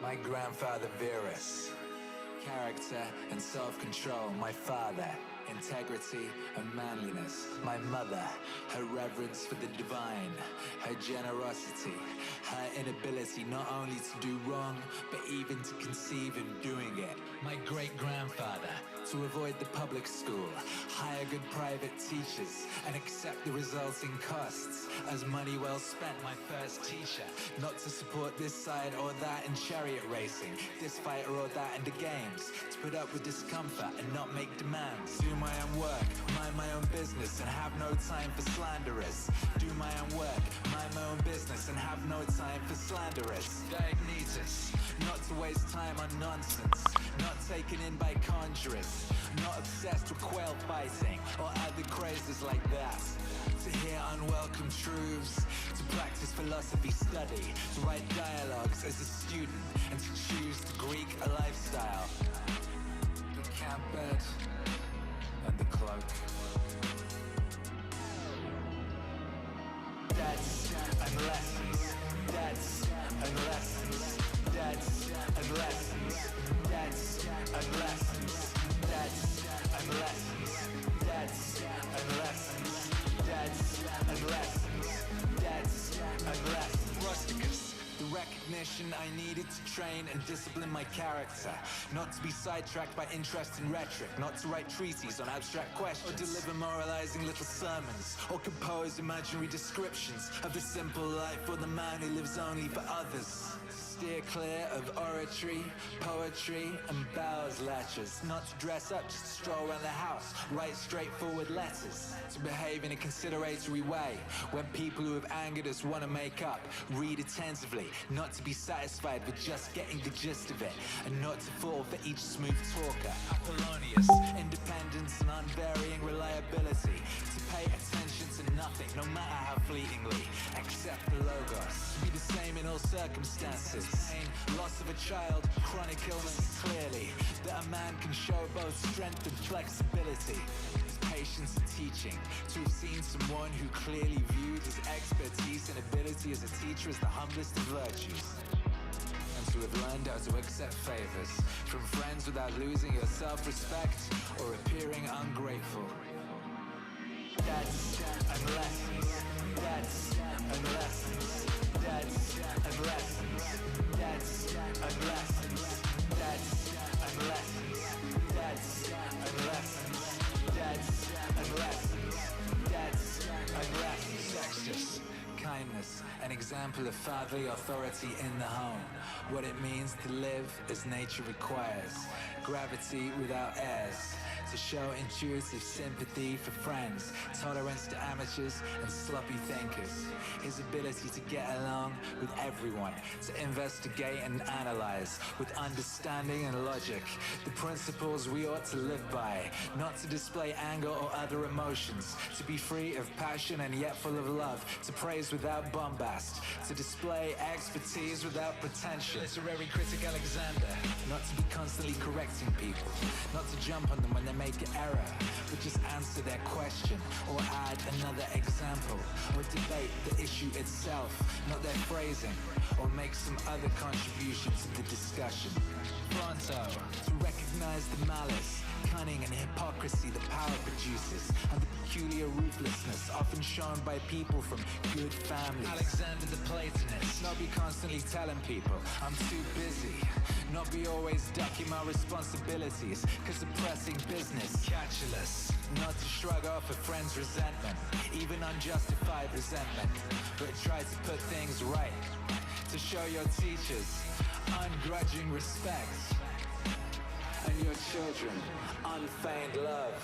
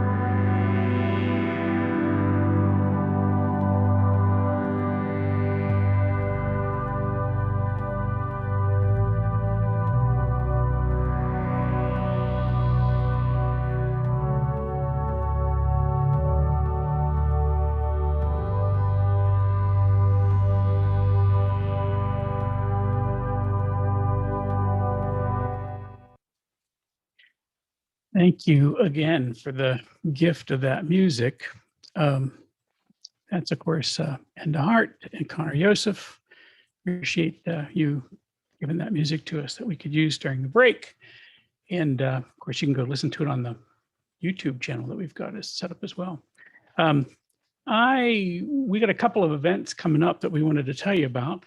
So how about I get you to that. And the first one we've got coming up is, of course, this one, which is the Stoicon-X-Women event. And for that event, hold on a second, I got Brittany to talk to us about it. And I'm going to bring up a little bit of video with that for you. So let me show that window.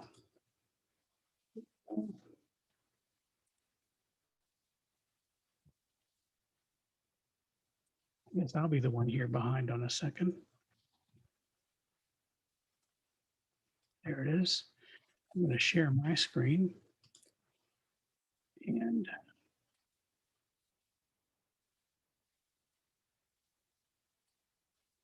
I'm going to share this little video right here.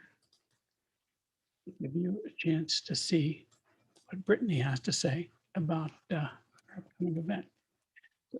Share. Pick time, optimize for video, and here we go.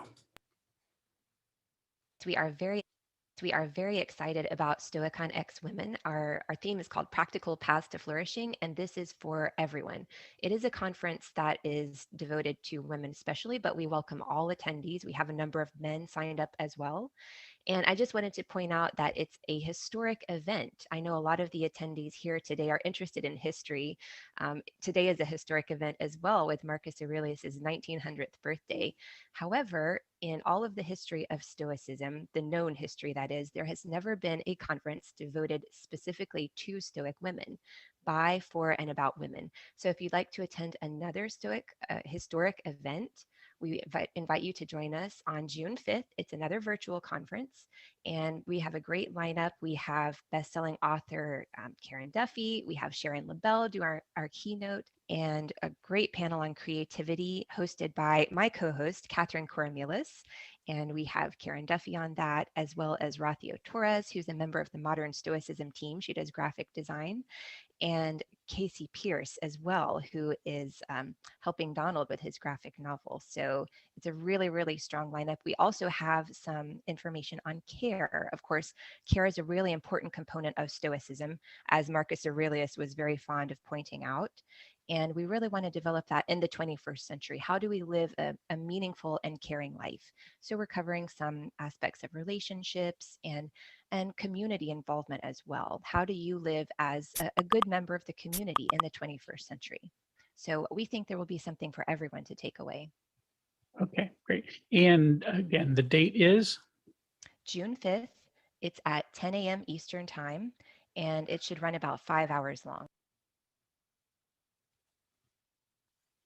Awesome. Thanks to Brittany Polat for doing that interview with me. Of course, we put the link right there inside the chat room. And from here, I'm going to pass this back to Don Robertson, who's going to introduce our next speaker. Well, without further ado, I'd like to introduce Robin Waterfield, who is an author and a classicist and a philosopher, and he lives in Greece, as I do half the time. And he's written approaching 1 zillion books, or edited or translated. And his most recent one, which I recently read, is an annotated translation of Meditations of Marcus Aurelius. And that's what he's going to talk about for us today. He's going to talk about the Meditations itself. So I'd like to hand over to Robin. Thank you very much, Don. Yes, I'm going to talk about Marcus Aurelius's Meditations as a book. So I have no other slides, just the cover, which you can see. By the way, I can't resist starting by saying, since the passages of Marcus Aurelius that John Sellars read out provoked quite a lot of nice reaction, those were my translations. So yeah, so this new translation of mine has come out. So I was working on it about, in 2019, and I immersed myself in the text. That's what you do as a translator, especially if you're lucky like me and can spend day after day on it. Translation has been called, quite rightly, the slowest and most observant form of reading possible. And so that's what I did, got very intimate.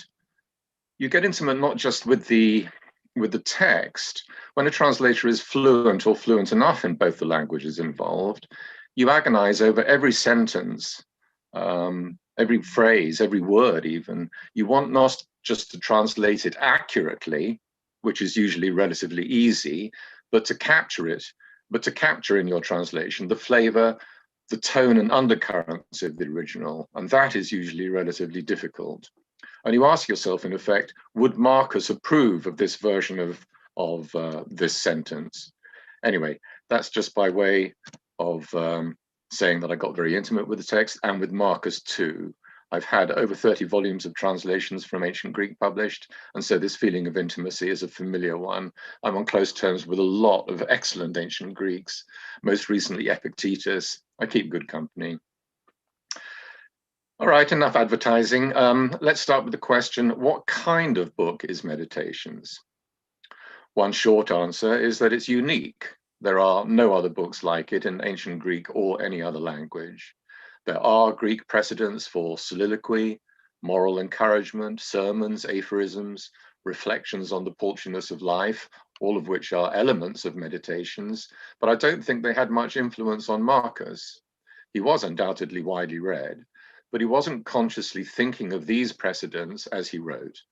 The main influence on him was the Stoic practice of critical self-examination and exhortation to do better, and I'll come back to that. However, if any other Stoic ever kept this kind of journal, it hasn't survived. This might be due to the fact that Marcus was an emperor, and so his work was considered more valuable and unusual. But we may also doubt that anyone else ever wrote such a thorough and soul-searching journal. So as I say, it's unique. The book is unique also in that it's deeply personal. If it consisted just of philosophical reflections, there are a number of books to which it might be compared, ranging from Wittgenstein's Notebooks to Khalil Gibran's The Prophet. John Sellars usefully compares Lord Shaftesbury's notebooks. Many of his notes are as personal, reflective, and self-advisory as Marcus's notebook entries. It's the hardest thing in the world to be a good thinker without also being a good self-examiner. If you didn't know, you'd think that was Marcus. It was Lord Shaftesbury. But Meditations doesn't consist just of philosophical reflections. Marcus saw philosophy as a path of self-improvement. This is the main way in which ancient philosophy differed from its modern counterpart, in that it covers a range from practical meditative exercises to really abstruse theoretical philosophy. But Marcus is concerned more or less exclusively with the impact of philosophy on him personally. The book isn't just about the divine order of the world and the role in it that human beings should play, but particularly Marcus's own role. He sometimes talks about himself in the first person, but usually in the second. The you who he admonishes and advises is always himself, or his weaker self, let's say, that needed correction by his higher rational self. About 300 of the 488 entries refer to himself in this way, and the rest enunciate general principles or rules of life, still for himself alone. When you read Epictetus, for instance, the you whom he admonishes is one of his students, or a visitor to his school, or quite commonly a fictional person created by Epictetus to make a point. Marcus is different. He's not telling anyone else what to do or how to live, only himself. And so it's just a happy accident that when we read the book, we incline to take the you that he addresses as ourselves. We take what he says personally because it was originally directed to himself personally. To continue with what Meditations is not, it's not a philosophical textbook either. Very few thoughts in it are developed or argued through. This often makes translation difficult because one is in effect dealing with an incomplete or elliptical text. But Marcus knew what he knew. He had no need to try to convince himself of what he was writing about, because what he was writing about was often what he was already convinced of, or what he was trying to convince himself of. This also explains the ahistorical nature of the book. Leaving aside Notebook 1, which is different in kind, it's the book in which Marcus acknowledges his debts to his teachers, Meditations contains no references to datable events, no allusions to any of his experiences, no mentions of scenery or places or private moments that were important to him, and only one oblique reference to his family. The things of the world are invariably mentioned in passing and with contempt. He says, for instance, the things that are valued in life are vain, rotten, and trivial, that kind of thing. The book is focused almost entirely on his inner life, and this is what gives it its remarkable intensity, even urgency. There's no time to waste. Seize the moment, and use it to make yourself a better person. Marcus wrote then entirely for himself. The book was never intended for publication. He doesn't always spell things out, as I've been saying, and sometimes even refers to people and events that no one but he could know about. In entry 7 of the first notebook, for instance, Marcus says that one of the things he learned from his teacher Rusticus was that he should adopt an unaffected style in his letter writing. And he says, as in the letter written by him from Sinuessa to my mother. Well, that's just a note to himself. We, his unintended readers, have no idea what he's talking about. We're not given access to the letter. And likewise, he sometimes refers to people who were acquaintances of his. He says at one point, to pursue impossibilities is madness, and it's impossible for a bad person not to behave like that. Like what? We don't know. And so on. There are a number of such passages which indicate that Marcus did not intend the book for publication. And since communication wasn't his aim in writing, and his only audience was himself, there was no point in dissimulation. And so the book is utterly sincere. Marcus valued frank speech. Well, an emperor would, wouldn't he? And in Meditations, he makes himself the object of his own frankness. But what about this? Marcus Aurelius Antoninus was the emperor of Rome, where everyone spoke Latin. But Marcus wrote his notebooks in Greek. Doesn't this suggest that it was intended for publication? He was more or less bilingual, as all well-educated Romans were, but surely one might think if Marcus was talking just to himself, as I've been claiming, he'd have spoken in Latin. Why? Why did he choose Greek when he came to write his thoughts down? Well, this is less of a puzzle than it appears. Greek was still the language of philosophy, and Greek Stoicism employed quite a few technical terms that were difficult to translate into Latin. Marcus's chief influences were all Greek. He presumably read the early Stoics, Zeno and Chrysippus and so on, whose works are largely lost to us. But the person who influenced him most was undoubtedly Epictetus, the former slave who became the foremost teacher of Stoicism in the generation before Marcus. The former slave, interestingly, who influenced the emperor of Rome, the wealthiest and most powerful man in the world, and owner himself of countless slaves. But if Meditations as we have it wasn't intended for publication, might Marcus not have planned one day to polish it up, eliminate or explain the obscurities and offer it to the general public?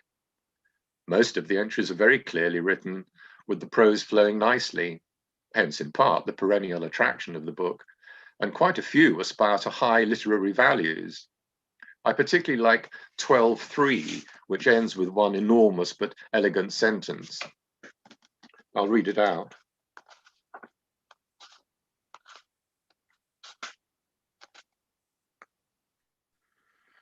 It follows that if you separate from yourself, that is from your mind, all that other people do or say, all that you yourself have done or said, all that disturbs your peace of mind as looming in the future, all the properties of the body that encases you or of the spirit that is embedded in it that are not subject to your volition, and all that swirls around you, driven by the whirlwind of the external world, until your mind has been released from the bonds of fate and lives purified, untrammeled, on its own, doing what is right, willingly accepting everything that happens and speaking the truth.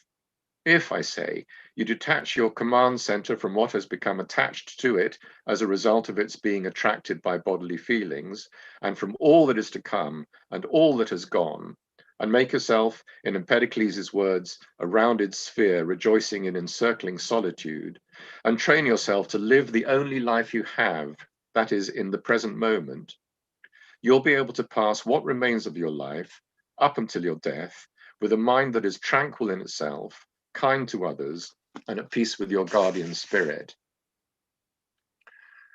I think that's wonderful. I mean, it's exemplary philosophy, but it's also exemplary writing. And you really have to be in command of your writing and thinking to compose a sentence like that. But again, Isn't that elegance a sign that Marcus was taking care over his writing? And what would be the point of his doing that if he didn't intend others to see it, if he didn't intend it for publication? I still don't think that Marcus would ever have wanted to publish the notebooks. He was an intelligent man and exceptionally well educated. In his childhood, he had over a dozen private tutors. And you can bet they were the best in the world because he was the future emperor.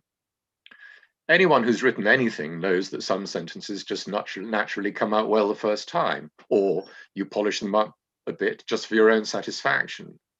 And that, I'm sure, is sufficient explanation for the more elegant passages of the book. Besides, what Marcus says is altogether too revealing of personal issues, such as his struggle with anger and bitterness. He also occasionally savages others, those around him in his court especially.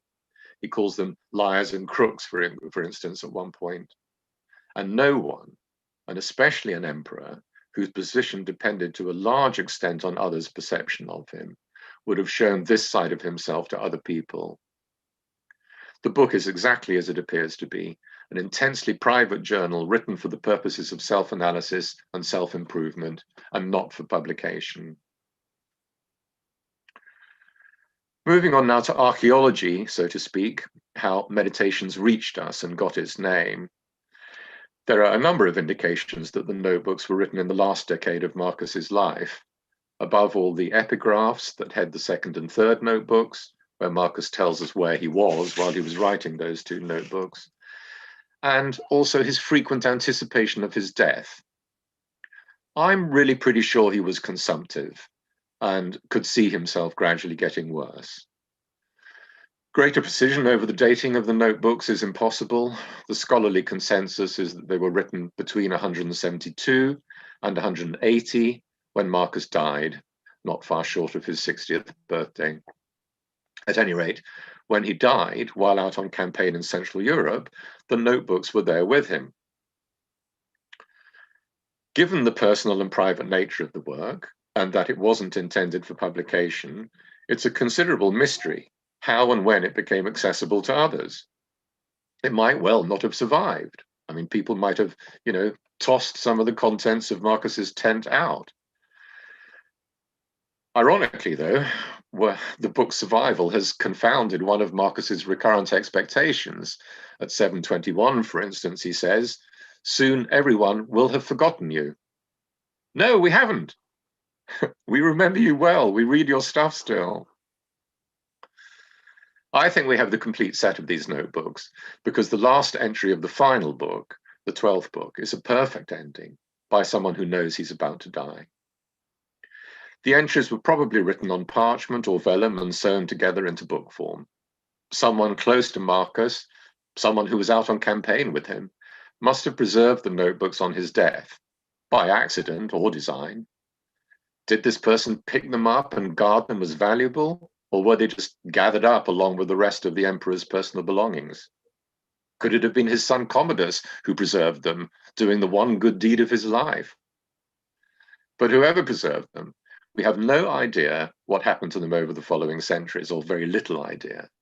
It was being read and transcribed, but not much, and we can't really track its fortunes. The first absolutely certain reference is when Arathus of Caesarea, a Christian bishop of the late 9th and early 10th centuries, discussed the book in a letter and mentioned that he had arranged for the transcribing of the old copy he had in his possession. And this new copy of the book that Arathus had made seems to have made the book more widely available and given it a fresh lease on life. None of the earliest references to the book give it a proper title. After all, it was just a bundle of notebooks written by Marcus for himself, and he had no need to call it anything. Arathus described it as an ethical work written to and for himself, and to himself is still preferred by some as a title because that is exactly what happens. Marcus writes to and for himself. But Meditations has become canonized in the English-speaking world at any rate, since its invention by Merrick Casaubon when he published the first English translation in 1634 and called it Meditations to Himself. Finally, what about the style of Meditations? What's it like as a read? Some thoughts are developed as mini essays, but the writing is often concise, occasionally even to the point of being no more than notes and jottings, which may, though relatively rarely, be ungrammatical, carelessly phrased, or compressed to the point of obscurity. Marcus knew what he meant, but it's not always easy for us to decipher his meaning or train of thought.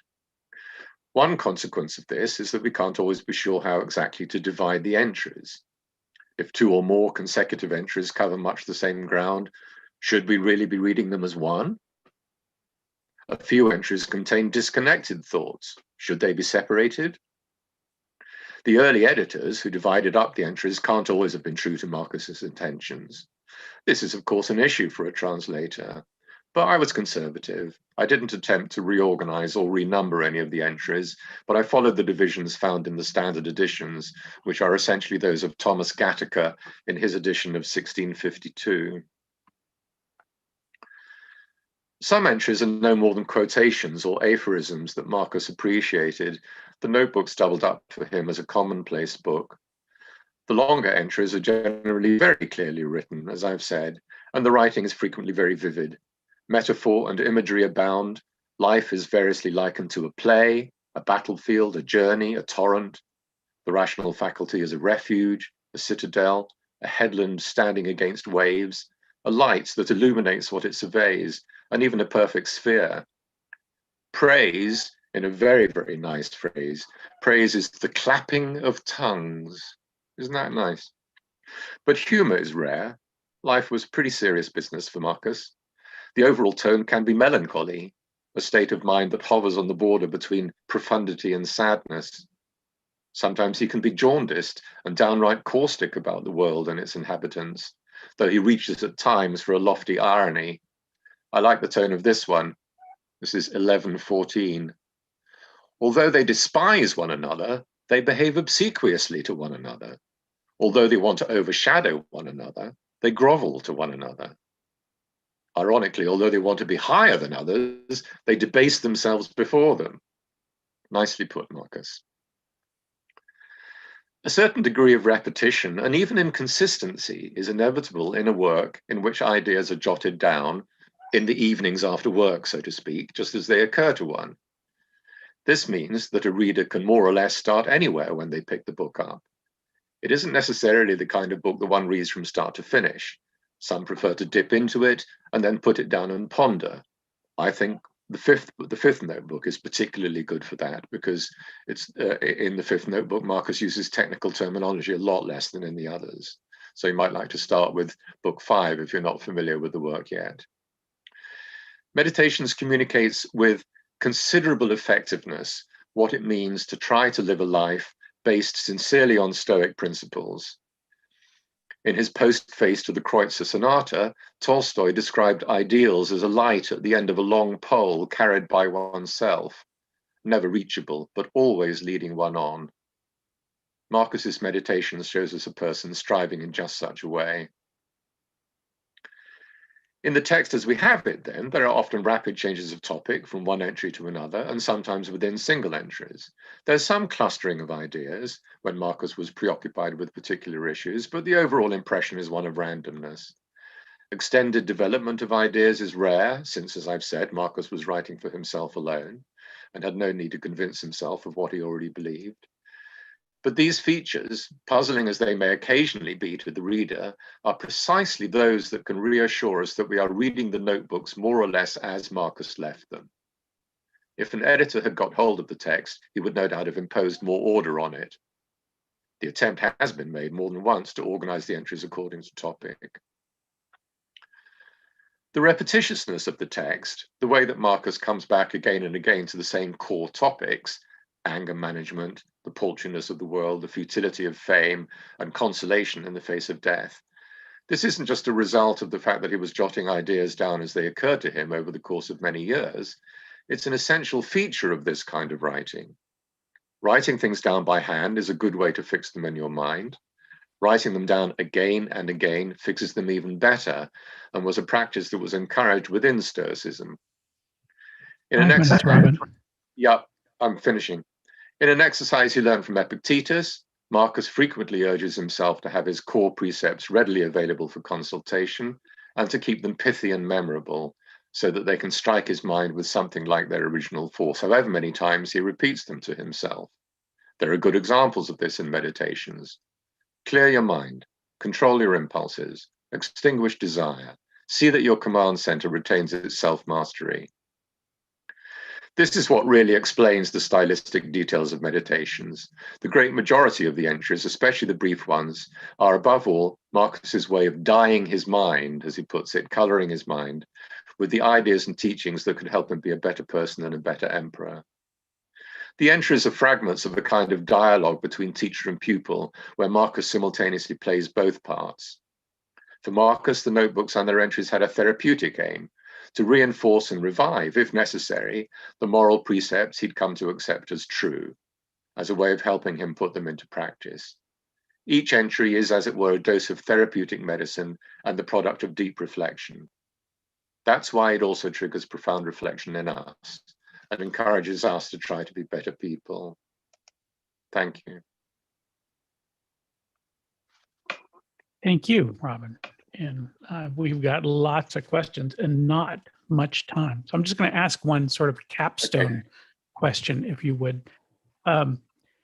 You had to have, when someone came and said, Robin, we need you to translate the Meditations, you had to have said, this has been done.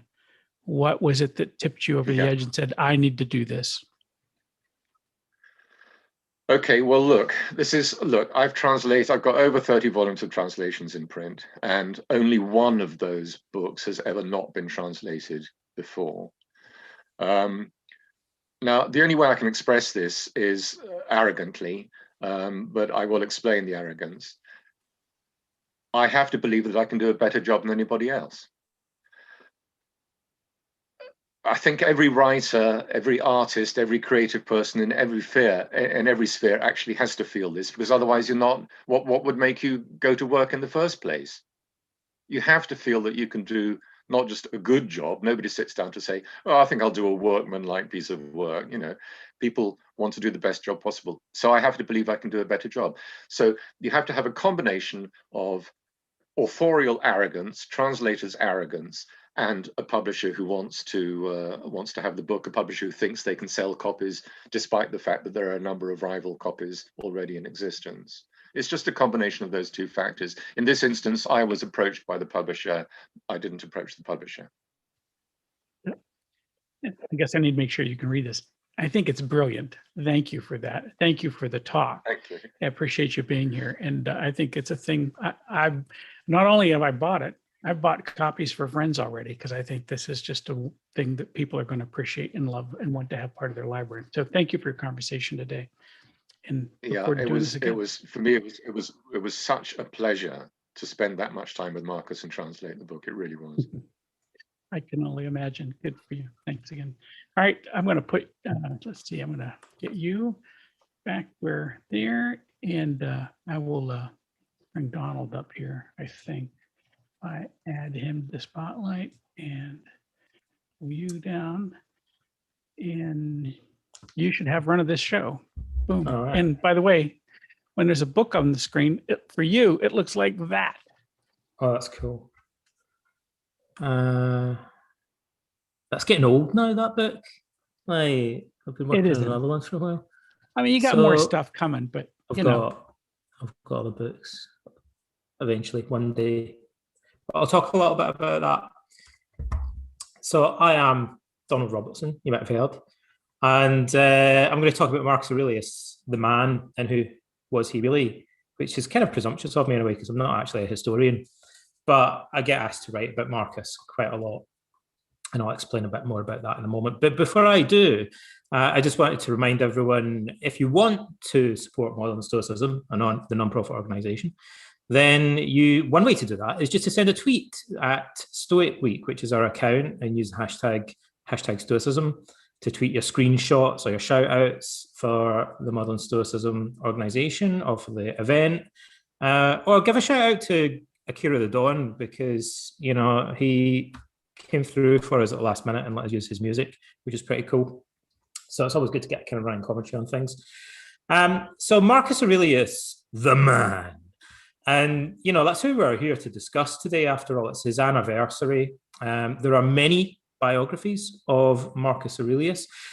Often when I talk to people who've read the Meditations, I notice on the internet, where you can find out a lot of things that aren't true, there are many people who believe that we don't know anything about Marcus, which is kind of weird because we learn quite a few things about him from the first chapter of the Meditations, apart from anything else.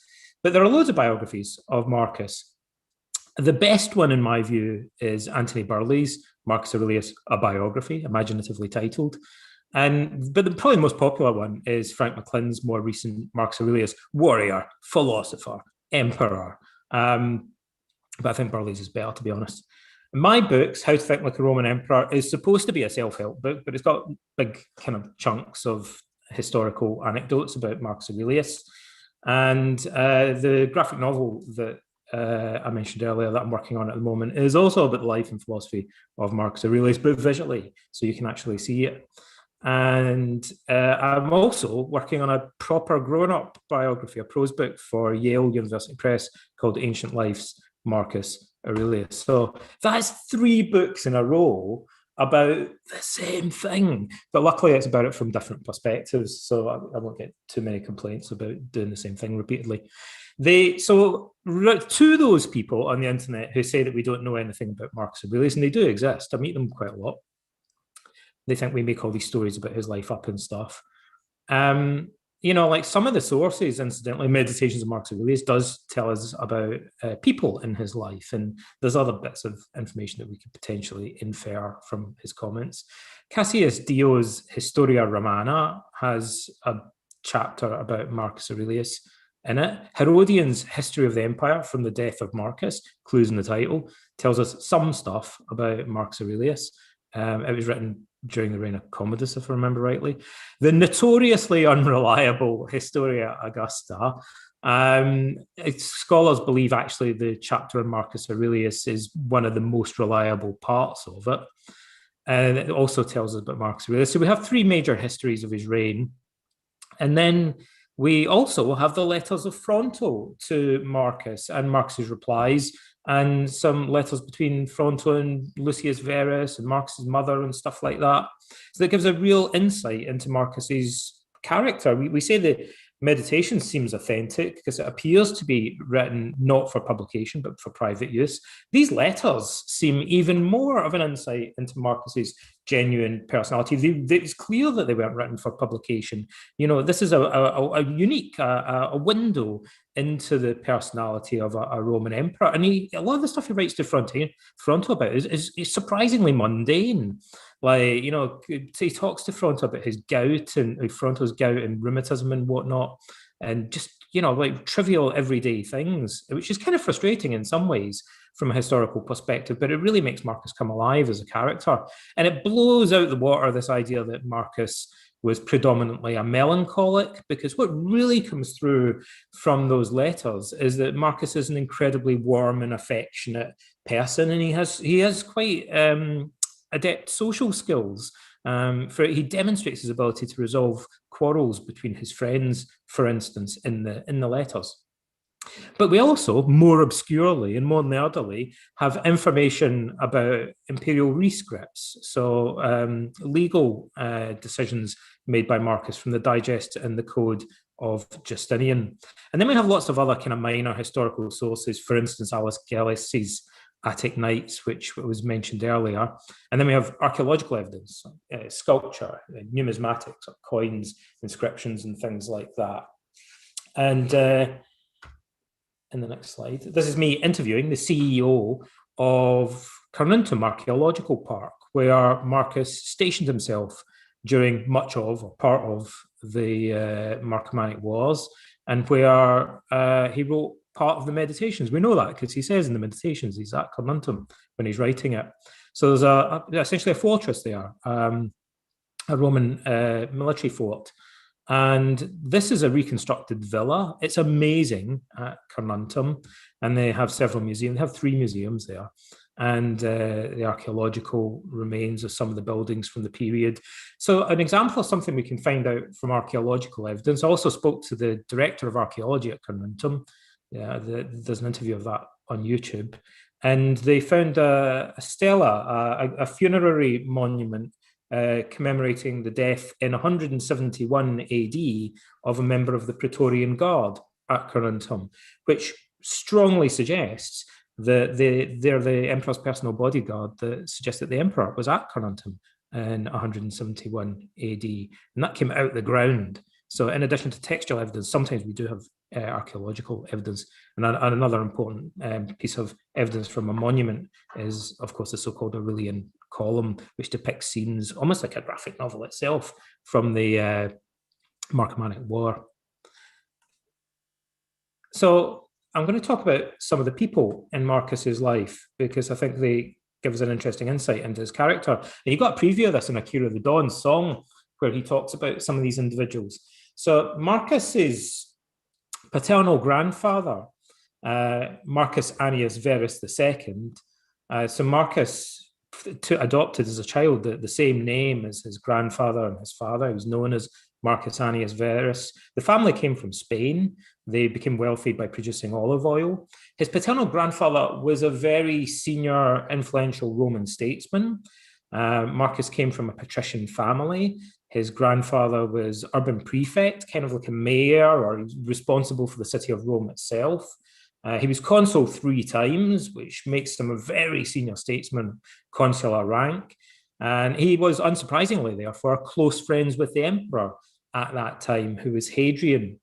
And after Marcus's father died, which we'll talk about in a moment in due course, his paternal grandfather adopted Marcus as his son and helped to raise him and took him into his own household. He lived in his grandfather's villa for a while. And Marcus opens the Meditations by talking about his relationship with this man. And he says, from my grandfather, Verus, I learned good morals and freedom from anger. So I think it's interesting that one of the first things he mentions in the opening sentence of the Meditations is this issue of conquering or overcoming anger, which is clearly one of the dominant themes in the Meditations. And Marcus later tells us that he himself struggled to control his own temper.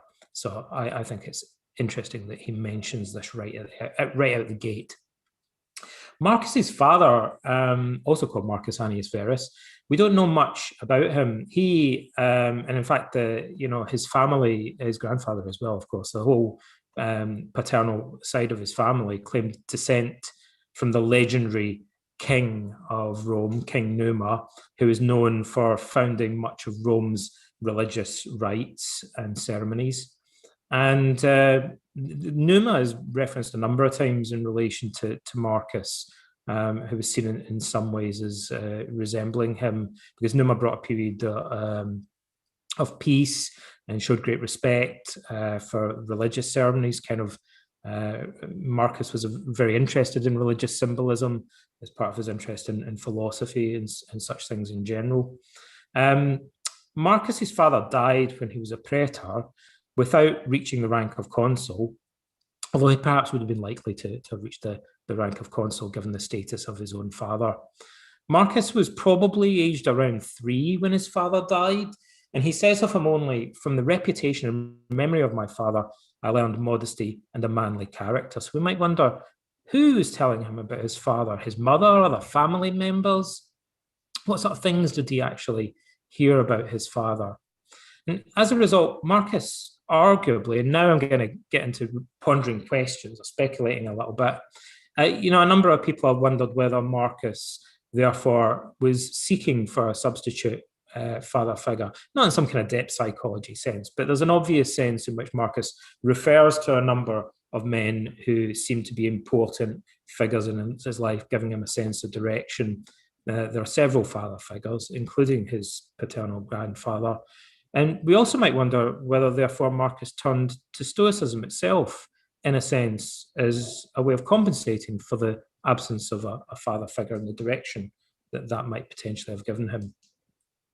Marcus's mother, Domitia Lucilla, I'm very interested in. So in my biography, I kind of focus on her quite a bit. And we don't know a great deal about her either, so we have to kind of infer certain things, piece bits and pieces together.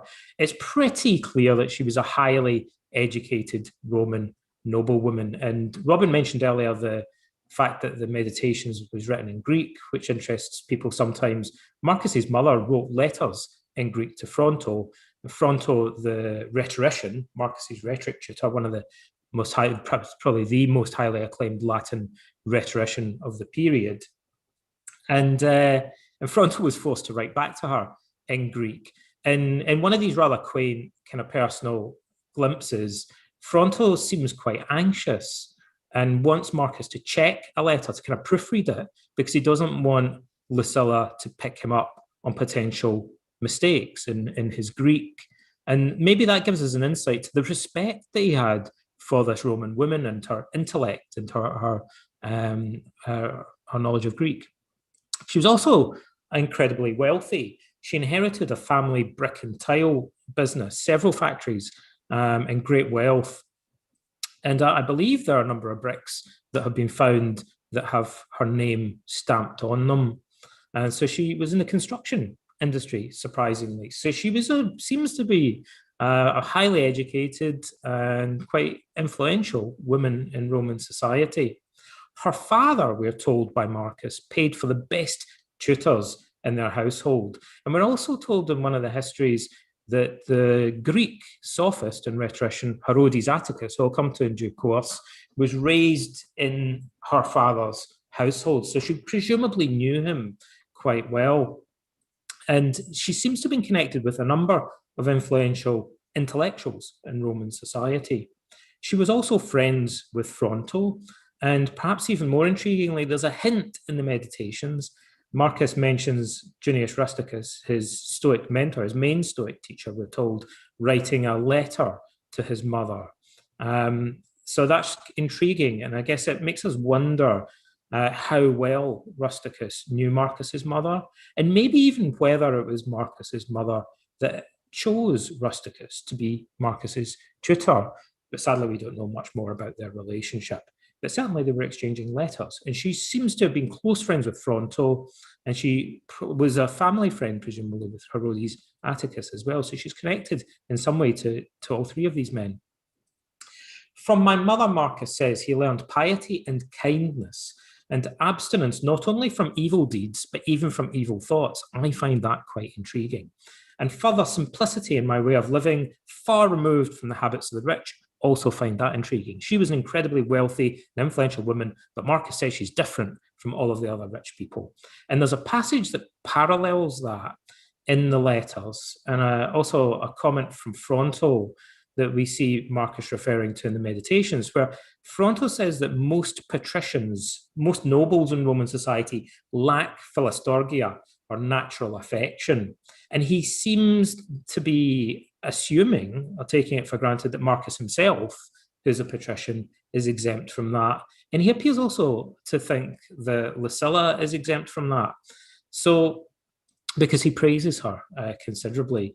So it may be that one of the ways in which Marcus sees his mother as being removed from the habits of the rich is that she exhibits more familial affection, or more natural affection. He mentions here also her kindness, for example. This remark about abstaining not only from evil actions, but also from evil thoughts, I think we should pause for a moment and wonder whether decades later, that's still something that Marcus associates with his mother.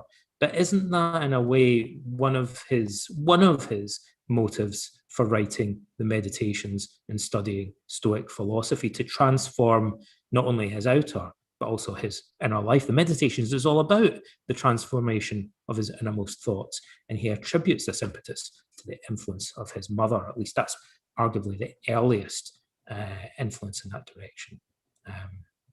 We might at least wonder whether that's what's going on there. And the other figure that looms large in Marcus's early life is the Emperor Hadrian, who actually in some of the biographies his character really isn't, I think, given the importance that it's due in terms of shaping Marcus's character. I mean, Hadrian's a larger than life figure. We might guess from that alone that he's going to stamp his influence on Marcus's character to some extent. We're told by the Historia Augusta that Hadrian preferred Marcus to Lucius Verus, another potential successor we'll come to in a moment, as his successor on account of his kinship and of his age. Marcus was a little bit older than Lucius Verus at this time.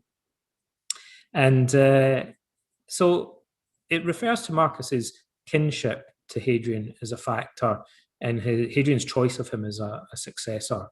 Hadrian's wife Sabina was Marcus's great aunt, and Hadrian and Marcus were both relatives of Trajan. Marcus, kind of distant relative of Trajan. Hadrian adopted Marcus as his grandson when Marcus was age 16, towards the end of Hadrian's life, in the last 6 months of his life, and Marcus moves into Hadrian's villa for a time. Now, Hadrian was, to put it bluntly, going a bit off the rails towards the end of his life. At this point, he'd pretty much fallen out with the Senate, and he was becoming very paranoid. He was in a terrible physical condition. He was dying slowly, attempted suicide several times, and he seems to have been consumed by rage and dissatisfaction and paranoia, from what we can tell. And one of the things that intrigues me about Hadrian's relationship with Marcus is also that there are a number of references to Hadrian's use of an extensive network of spies and informers, the frumentarii and delatores, as they are sometimes known. So there would have been soldiers in the Roman army who functioned as kind of secret agents or secret police who were paid to spy on people. Epictetus refers to this in passing, for example. And also slaves in households and other individuals were paid bribes to inform on people because of what they heard them saying. And Marcus grew up not only in this environment where Hadrian was particularly interested in spying on people who were in line for the throne, but we'll come back to this point about Marcus for a brief period was actually taken into Hadrian's household, where he was surrounded by Hadrian's slaves and staff who were presumably potentially spying on him. And I think that really adds a double meaning to some of the comments that Marcus makes in the Meditations, where he says quite cliched Stoic and Cynic things. For example, that we should never do anything that requires walls or curtains. That takes on a slightly different meaning when we think about the idea that he was brought up for a time in Hadrian's household and potentially surrounded by spies. At that time when Hadrian was also executing people or exiling them because of things that informers had told him about them. And also the striking thing sometimes when you're really looking closely at a text and you want to kind of try and squeeze more meaning out of it, is to look not only at what it says, but also what it doesn't say. And perhaps one of the most striking things that Marcus doesn't say in the Meditations is anything about Hadrian, at least in Book 1. He mentions them in passing elsewhere. But Marcus heaps praise on Antoninus Pius and says nothing positive about Hadrian anywhere in the book, and certainly not in Book 1. And Robin talked earlier about the fact that it would have caused some controversy if certain parts of the Meditations had been published. I think his failure to say anything positive about Hadrian would have been inevitably noted by anyone who read that book, especially in contrast to what he says about Antoninus Pius. Although that said, there are some places where Marcus appears to imply, or other people like Fronto appear to imply, that he has a more positive view of Hadrian.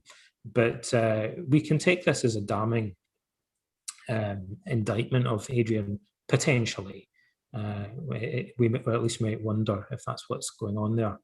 By contrast, Marcus says a great deal about Antoninus Pius, more about him than about any other figure in the Meditations. And in fact, not only does he talk about him at great length in Book 1, but elsewhere in the Meditations, he does a similar thing and recounts at length Antoninus's virtues. And Marcus even says at one point that he seeks to be a disciple of Antoninus.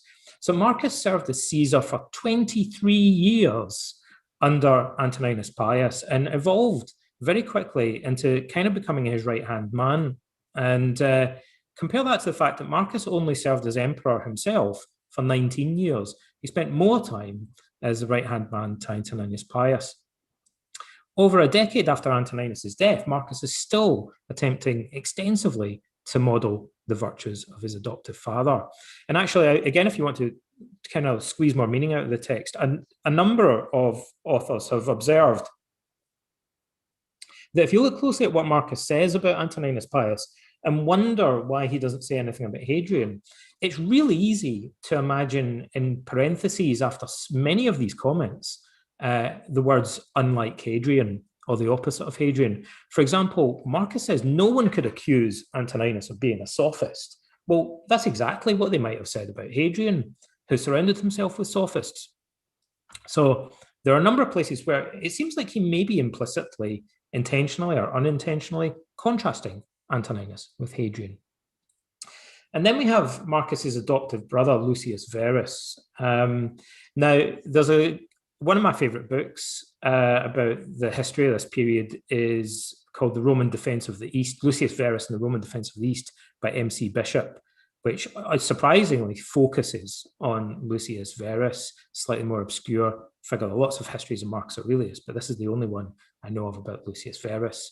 And it tries to kind of vindicate him to some extent. I'm not entirely convinced by the argument, but certainly Lucius Verus comes out quite badly, particularly in the Historia Augusta. Some of it's probably exaggerated. He's portrayed as a bit of a buffoon and a playboy. But nevertheless, I think there are other pieces of evidence, for instance, in the letters of Fronto to Lucius Verus, where Lucius doesn't really come across that well. So he served as Marcus's co-emperor, although we're told that in some regards he was more like a junior figure, kind of a lieutenant to Marcus or a deputy. And although he was Marcus's adoptive brother, when they were acclaimed emperors, Lucius married. Marcus had him marry his daughter, so he became Marcus's son-in-law. And I think it's the Historia Augusta that tells us that many people saw Lucius, because I think he was about 9 years younger than Marcus, if I remember rightly, is more of a son to Marcus, and therefore inevitably more of a junior figure. We're also told intriguingly that he was a vigorous man, I think it's Cassius Dio that says this, of younger years and better suited for military enterprises.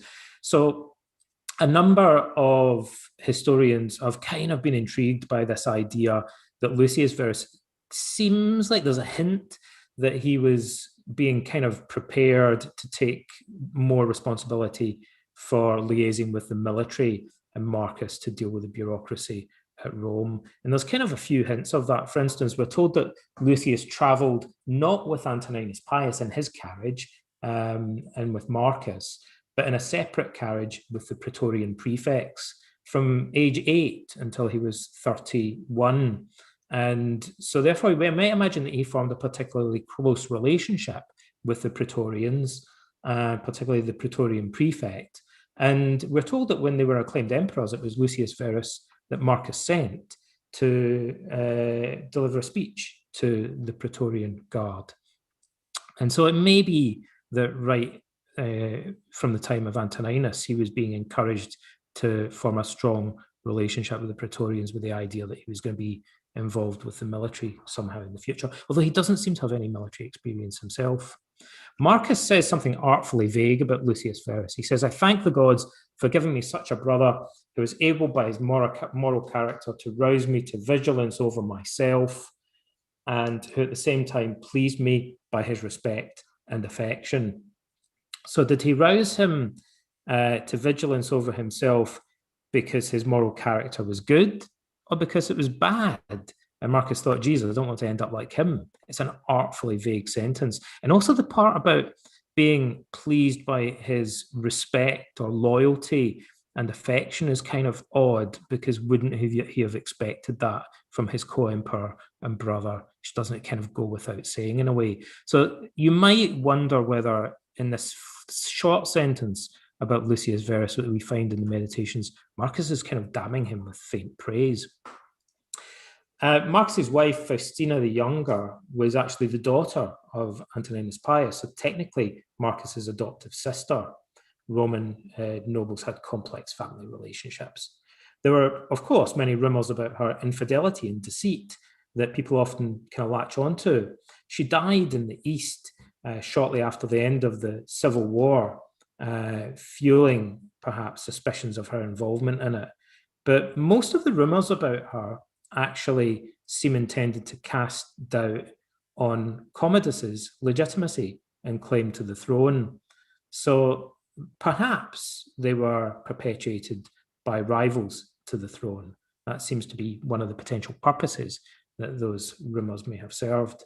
In contrast, Marcus clearly praises her loyalty, affection, and honesty. He says about her, "I thank the gods that I have such a wife, so obedient and so affectionate and so straightforward." Now I'm going to skip over a couple of these, his teachers and so on, because I'm conscious of our limited amount of time. And I want to just say a little bit about Avidius Cassius, having spoken about Faustina. So he was a Syrian and a distant descendant of Augustus and also of Herod the Great. And he was a legionary legate under Lucius Verus in the Parthian War. And he was the person who was acclaimed emperor in Egypt and had gradually worked his way up to take control of all of the legions in the east of the empire, and instigated a civil war against Marcus. The Emperor Vespasian had kind of followed a similar route to power about a century earlier, incidentally. So the person I want to conclude with is Commodus, following on from that. Commodus was appointed Caesar when he was 5 years old, along with his brother, incidentally, who died shortly after that. The Historia Augusta says Lucius Verus demanded the name Caesar should be given to Marcus's sons. So that implies that Marcus wasn't in favor of the idea and that he had to be persuaded by his co-emperor to make Lucius Verus his heir and name him as Caesar. And the idea was that presumably to make Commodus his heir. The idea presumably would be that Commodus would have ruled as co-emperor alongside his brother. The civil war prompted Marcus to rush conferring imperial powers on Commodus, clearly because Marcus was concerned that Commodus was going to be murdered by the usurper Avidius Cassius. So he was actually named co-emperor in 177 AD. So although in a sense he was Marcus's successor, their reigns overlap by 3 years. And I think one of the things that we can infer about their relationship is that Marcus notoriously pardoned all the people involved in the rebellion, a civil war against him, that supported Avidius Cassius. And that decision was overturned immediately by Commodus after his father's death. He had the people involved in the rebellion hunted down and burned alive as traitors. So Marcus rejects the ethics of revenge, which is rejected by the Stoics in general, but Commodus seems to have pursued a policy of revenge, and presumably that's something that at the time he felt he disagreed with in regard to his father's actions. So we might ask ourselves, bad as Commodus was, would it potentially have been worse if Avidius Commodus had taken control of the Roman Empire? So with that, I will conclude, because I think we're running out of time. And I'll just do a quick time check. Yeah, I'm going to... That is time. That is time. I'm just going to hand over, I think, rather than... Do we have any questions in the chat, Phil? There are tons of questions. I think we're going to let you come back to that, aren't we? Do you want? Let me come back to them at the end then, and we'll have a little bit of time at the end, because I don't want to keep the next speakers waiting. So up next, we actually have a panel discussion, and it's on the modern relevance of Marcus Aurelius for professional women. So it's going to be a little bit more interesting. There's got a bit of dynamic going on to break up the format today. And we're going to have Sukraj Gill and Loir Huica with Justin Stead hosting it, who's the founder of the Aurelius Foundation. So I will now hand over to them.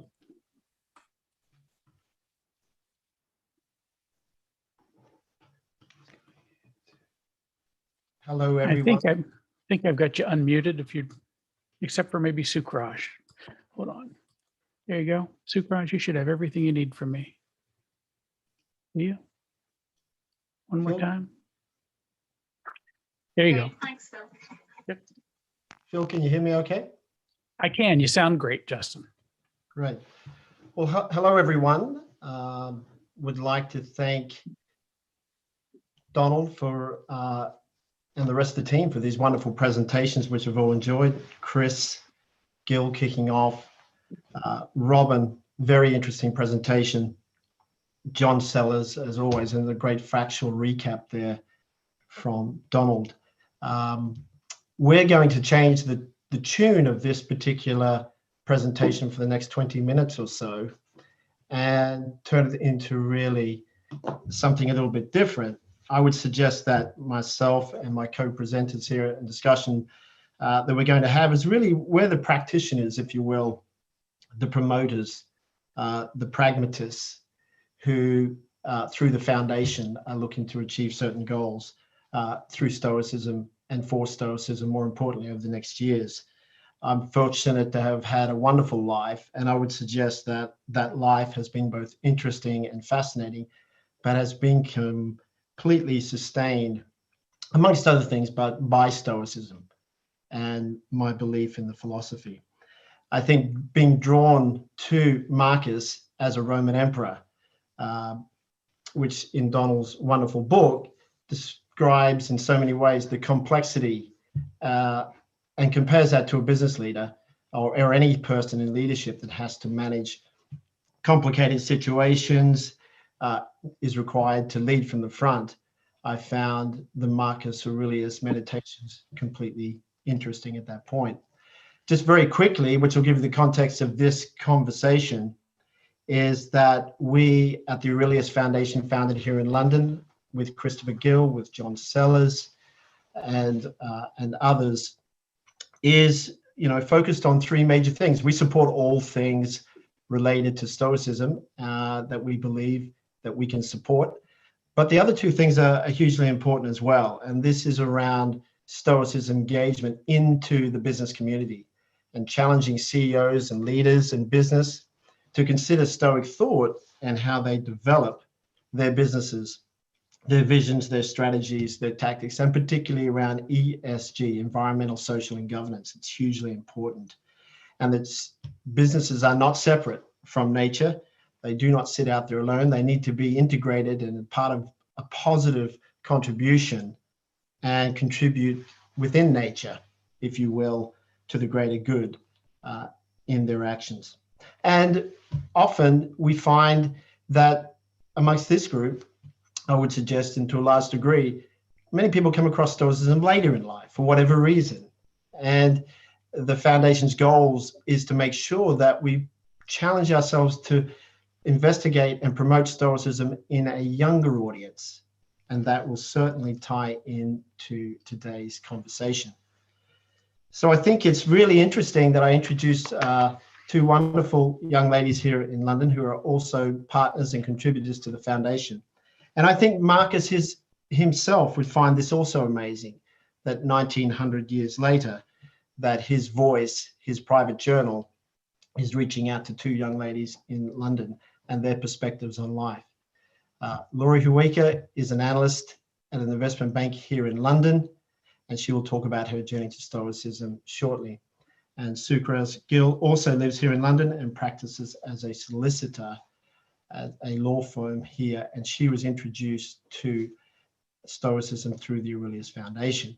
Again, I think Marcus would smile fondly on the fact that his writings are actually reaching to young people today, 1900 years later, and the inspiring action, not just review and considerations, but action. So the first topic we're going to talk about here is why Stoicism. So I'm going to ask Sukraj to start off. And Sukraj, would you mind sharing your first impressions of Marcus and the meditations? Thanks, Justin, and thank you to everyone at the Modern Stoicism team for inviting us here today. Very conscious that we're following some very experienced Stoics and teachers, and it's been great listening to you and learning from you.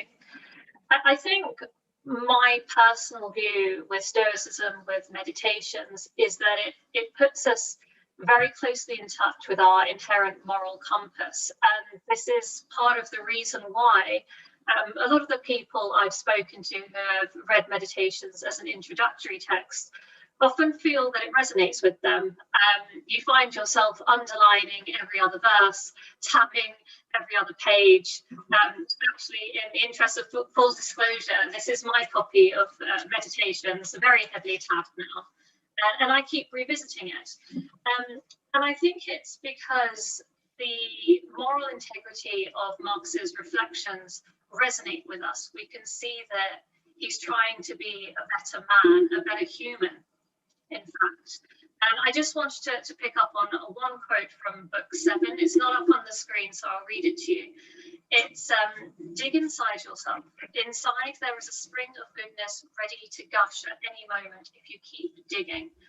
And that to me really encompasses this idea that meditation, Stoicism puts us in touch with our sense of humanity, that built-in moral compass to try and be better people, to understand Stoicism as a philosophy, to understand our humanity and interpret it. And in fact, take that even a step further, if it's not too far. Even the cardinal virtues, to my view, are almost this internal compass that we have distilled into a language that we can understand, that we can talk about. And in fact, it was Loir, who we'll be hearing from shortly, who made the point in our Greater Good series, which is on our Instagram channel if anybody wants to take a look, that we very naturally interpret justice as acting fairly, as acting with kindness. So for me, Meditations is very much my introduction to Stoicism, and it's about living in line with our humanity. But to Justin's point, that's not enough. How do we in turn turn that intention to action? So these are the two quotes I chose at the very top of the screen with much difficulty. Your mind will take on the character of your most frequent thoughts. Souls are guided by thoughts. And to my mind, this is the crux of the matter. You need to think about it. And by thinking about it, you ask yourself questions, and then you start making active decisions about how you're going to live your life. This isn't the theory. This is about what you're actively doing every single day. And for me, in my daily life, this takes the form of, I work for a law firm, I practice as a solicitor, so I think about what pro bono work I can take on. How does my Stoic practice and understanding feed into my mentoring relationships, how I give time away, how I help guide others in their lives, and what difficult decisions they need to make. Or in my personal life, the time that I give to various volunteering opportunities, my work with the foundation as well, and how by thinking about it and making conscious choices to keep realigning our internal moral compass to our built-in sense of humanity, how then our decisions that we make are in line with that compass through every interaction, from our personal life but to our work life, and to every incidental interaction we'll have by default, just by living. However, I did want to include this second quote just underneath. Do not give up in disgust or impatience, etc. Please do have a read. The reason I wanted to include this one is being an aspiring Stoic and trying to act in line with your human compass and in line with Marcus's lessons is a really high standard. We set ourselves a high standard of behavior, and we can often become, and this may not, you'll recognize yourself, but we can sometimes become quite disappointed when we fall short of the standard that we've set for ourselves. And that's why I wanted to include this particular quote from Meditations, because we need to be kind to ourselves. We need to understand that we can try our best and we can set ourselves this standard, but when we fall short of it, we can realign ourselves, come back, and it just means we're learning more from as we go on through our journey. Back to you, Justin. Sukraj, thank you very much. I found some of that very insightful, particularly dealing with a lot of young people coming into business and starting out their career. not only are they digging, as you use that reference, into themselves, but they are looking for framework. And in this crazy world of 24/7 digitalization, which we'll talk about in a moment, they need a filter and they're looking for it. Let's turn over to Loir. Loir, would you comment and introduce us with your thoughts, how you first came across and how you think about Stoicism, Marcus, and the meditations?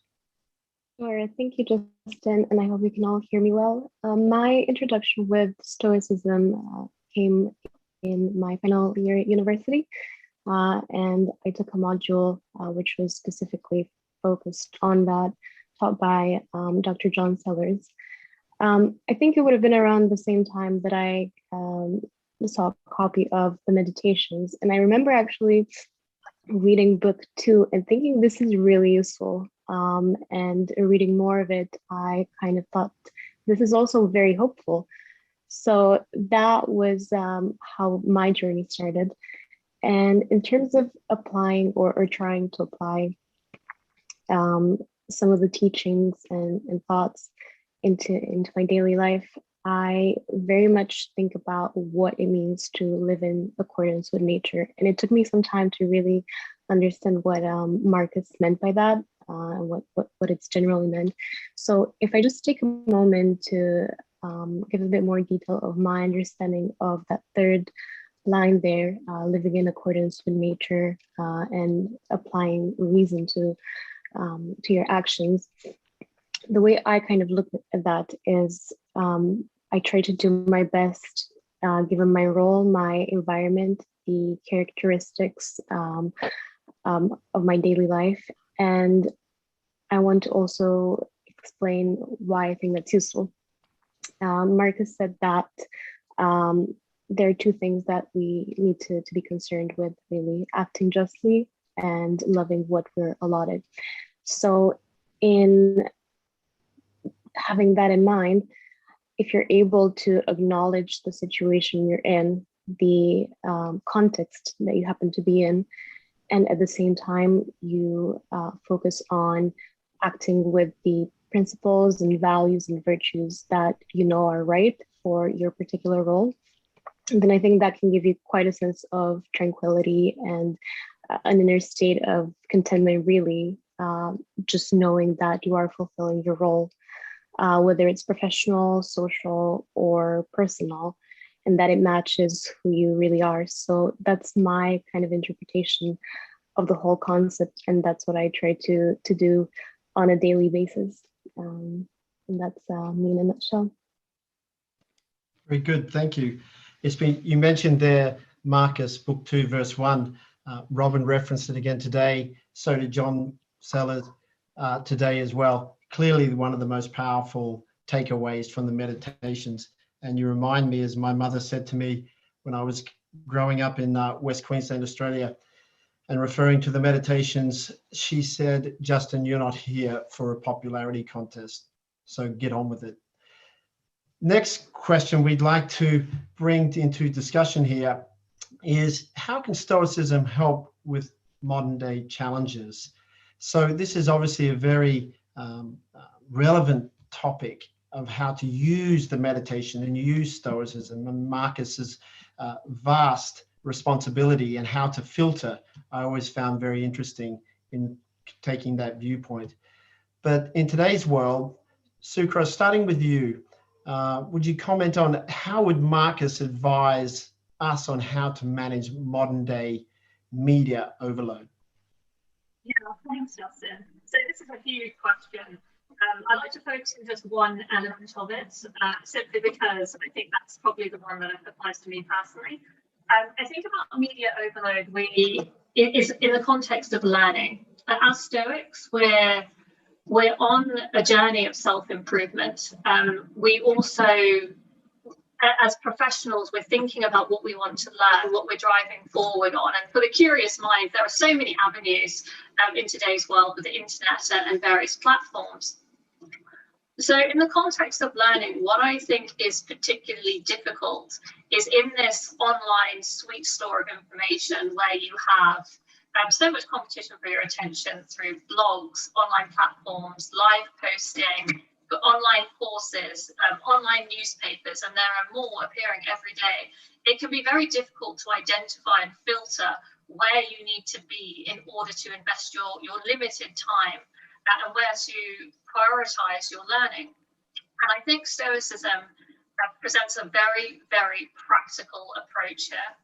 So I wanted to pick up on the bottom two quotes on this screen.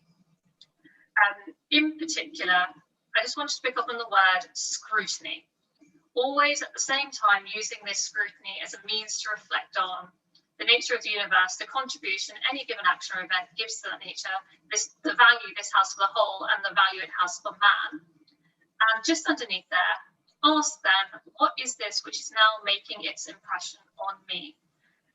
In this world of media overload, we need to question even more so every day where we're investing our time, where this information is coming from, who's written it, are they an expert, what is its value to me for my learning? Not every platform, not every online course holds the same value for you in terms of the learning goal that you are aiming towards. So considering the value of our time in the context of Stoicism and understanding that, we really need to filter carefully where we're investing our time for learning. And not to gate crash on Marcus's birthday, but I think Seneca would also have something to say here as well. In his letter on discursiveness in reading, he says, you must linger among a limited number of master thinkers and digest their works. And I think this is an excellent quote. It really makes us think about, one, consider who you want to learn from and where you're going to invest that time. And secondly, digest their works. In this modern day media overload age and the pain points that come with that, there is sometimes a temptation to skip among all these different sources of information. And if we take away Seneca's quote there, we can think very carefully about how we need to digest the information in front of us as slowly as we perhaps digest our food to take on that true value. So Stoicism in that way, I think, provides a really practical approach to be critical in our choices and assessing where we're learning and how much time we're investing there to digest that value. Very good. Thank you for that. And Laurie, your take, your interpretation, how Marcus would approach this particular point? Yeah, I think he would probably advise us to distance ourselves from certain types of interaction, social media interaction that is very much opinion driven. So what I mean by that is, if there is any possibility that there is opinion based on misinformation, and that sort of opinion can skew your judgment and lead to errors in judgment, that's something that as a Stoic you would hopefully try to avoid. So I think you might advise against certain types of social media engagement overall. And in terms of the quotes up there, I think if we have a look at the first one, there's a lot about our self-image as well, which I think we'll speak in a moment, which is directly driven by our consumption and digestion, as you mentioned, Sukraj, of social media. So the way we do that, the way we go by that filtering, I think is something that has to be done very carefully. So that will be my take on it. Thank you. I thought it was interesting when Christopher Gill spoke early off, when the question was asked by Phil around social media, Marcus. I tend to agree or tend to think that if Marcus as the Roman emperor, he probably would have used social media. He may not have done it himself, but I think it's a means of communication and the ability to use the medium and use the four virtues constructively through that medium. I think he would have taken that opportunity from a political purpose at least. So I, like Chris, don't use social media myself, but all my business interests do. So I am intimate with it on that front. but I find it very interesting. The second question here, what would Marcus say about the digital age and particularly our self-image? I think this is a very interesting point for young people to manage today as they navigate through the endless social media environment, but also the image issue, which is often coming up. So Sukraj, your first comments? Thanks, Justin. So there are obviously lots of different elements there: physical self-image, your own personal self-image from a mental perspective. The aspect I really wanted to focus on is our image of ourselves in terms of our authenticity in what we're putting out into the world. I think we live in an age where interacting with social media platforms can feel a little bit like an online popularity contest. And I realize we have to make a distinction between, for example, business interests where we need to think about how we're marketing, or if we're making any kind of interest where we want people to be interested to gather attention. But I'm really talking to aspects of interacting with media where we're putting our own thoughts and our own self out there. Because we often interact with social media and we measure our content by the number of likes or claps or shares it receives, we can sometimes fall prey, in my view, to almost outsourcing our judgment of the value of the content we're putting out there, rather than keeping that value firmly with ourselves. And if we're not cautious about how we're being mindful and alive to the authenticity and value of our own thoughts, what we can inadvertently begin to do is shape our content towards what other people value rather than what we inherently value ourselves or as aspiring Stoics. There is one quote I wanted to pick up on in this particular vein from Meditations. It's not up on the screen, but I do have it in front of me. It's from book 4, where Marcus says, "Everything in any way beautiful has its beauty of itself, inherent and self-sufficient. Praise is no part of it. Does an emerald lose its quality if it's not praised?" Now, he wasn't talking about social media, but I think we can take that away and understand that praise should be no part of it when we're shaping our thoughts in this online world. When we're thinking of our self-image, we need to be very authentic to our values and what we believe. Thank you. Loir, and your thoughts? I think our self-image should be formed by the things we do and not by a comparison of what others appear to be doing, potentially on different platforms, social media. So rather than advertise or inflate or even speak about really our self-image as a pursuit of praise, we should focus our time and efforts on what our impact actually is within our community. So on our efforts regarding our families and the social groups that we're a part of. So if we focus on that, then there is no need to search for praise. There is no need to look elsewhere apart from whether you're acting according to the virtues that you're trying to adhere by. Thank you. I'm just looking at the chat here, and I am seeing quite a bit of back and forward here. And one of the things that's interesting, which I would comment on, is that I myself personally don't use social media, and my business interests do. But I think social media in itself is not bad.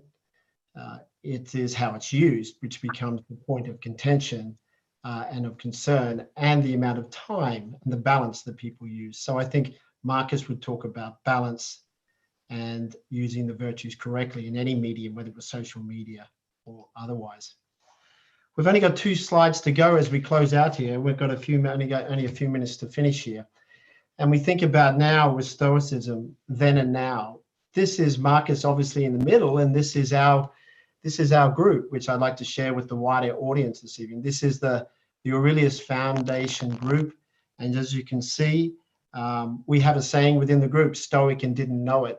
And a lot of people are Stoics and they become quite fascinated with Stoicism. It's our journey to try and make Stoicism more aware for young people, for business leaders, and to support things across the board. But as you can see from this group, it is diverse in age, ethnicity, and we are a global team working through all facets of life. And no matter where we are, we're using Stoicism and Marcus's meditations every day to find purpose, to find meaning, to find harmony within this very turbulent world that we all seem to live through and with. I think Marcus would be well pleased to think about that his private journals 1900 years later are being used so effectively across the world. So as we close out here, and touching on again, I thought Robin's presentation was absolutely brilliant today. I learned so much myself in that presentation. What was interesting about it was it is a private journal, and would Marcus have liked that journal to be out there? But I think if he could look back in time and say over these last 1900 years that the Meditations, his private journal, has sustained millions of lives in all sorts of works and different phases of life, I think he'd be most pleased. Because when you think about the fact that all the mighty Caesars, the emperors, their deeds when they were alive, from Augustus, Hadrian, Trajan, Constantine, just to name a few, and even mighty Rome itself is gone.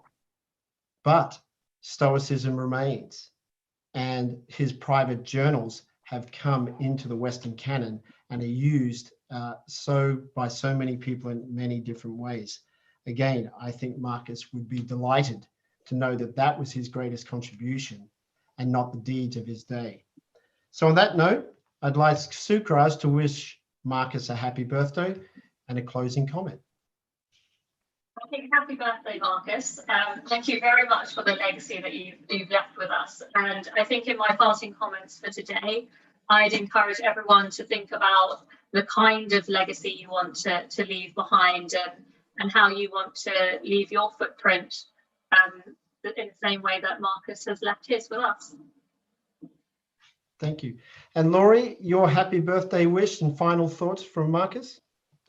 Sure. I think one thing I want to note about Marcus's reign is that he was responsible for laying the philosophical and legal foundation, which is thought to have been more progressive for the time, one could argue, in different aspects. For example, he believed we should all live as citizens of a cosmic city.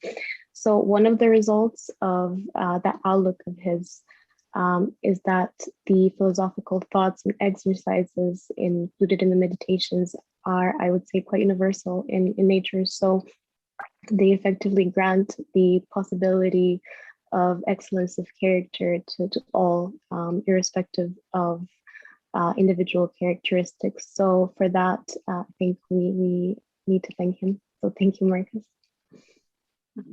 Fantastic. Thank you both to Sukraj and to Loir from your very unique perspectives and wonderful perspectives. Stoicism sometimes has a certain genre of appeal, but it's not the case. And the Foundation's work at the Aurelius Foundation is to support modern Stoicism, but the Foundation's mission too is to broaden the reach, as mentioned, into a younger audience. If we want to change the world, we can give money, we can spend time, but if we can affect the generations and generations after, this is where real change can take effect. So the Stoicism meditations, they will remain. This image here with this astronaut, our technology will continue to evolve. Everything that we see around us will, as John Sellars said today, is in constant change. It will change. It will go away. The earth will go away. But as long as human beings continue to evolve, no matter what technology that is in our midst or that we use, it's my belief, amongst others, that everyone will still read the meditations, whether it's 100 years from now or 1,000 years from now. And once again, I think Marcus would be well pleased that those private journals have affected so many people and will continue to affect so many people as long as we are human beings and evolving in this universe. Thank you, everyone. And on that note, back to both Donald and Phil, and thank you for the support of the foundation. Yes, applause all around. You can put it in the chat room. You can put it on the screen. You can click the icon for it.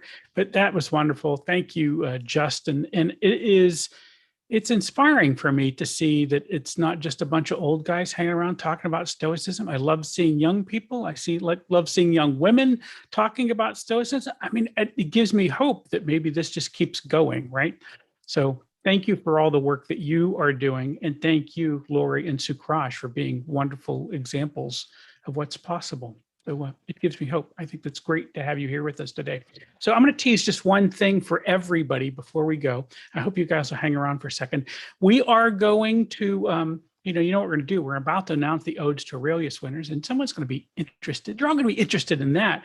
But then I'm going to ask Justin and Loir and Sukraj to hang around, and we've got Robin, and I see Christopher Gill. I'm hoping John Sellars is around somewhere, and Donald has said yes. We're going to get folks to hang around for a couple of minutes if you're wanting to hang around, and they're all going to we're going to do an Ask Me Anything about Marcus Aurelius before we're gone. It's a little bonus session on our way out the door if you're willing to hang around with us for a few minutes, because we've got some great minds here, and there were tons of questions left over, so we're going to see if they will do that with us. With that, I'm going to let you guys take a rest here for a second, and I'm going to bring Donald up and see if he is prepared to introduce Tim LeBon. How about that? Well, first of all, I want to say thank you to all of the speakers that we've had today. I thought they all did an excellent job. And to our concluding panel, Sukraj, Loir, and Justin, I thought that was excellent.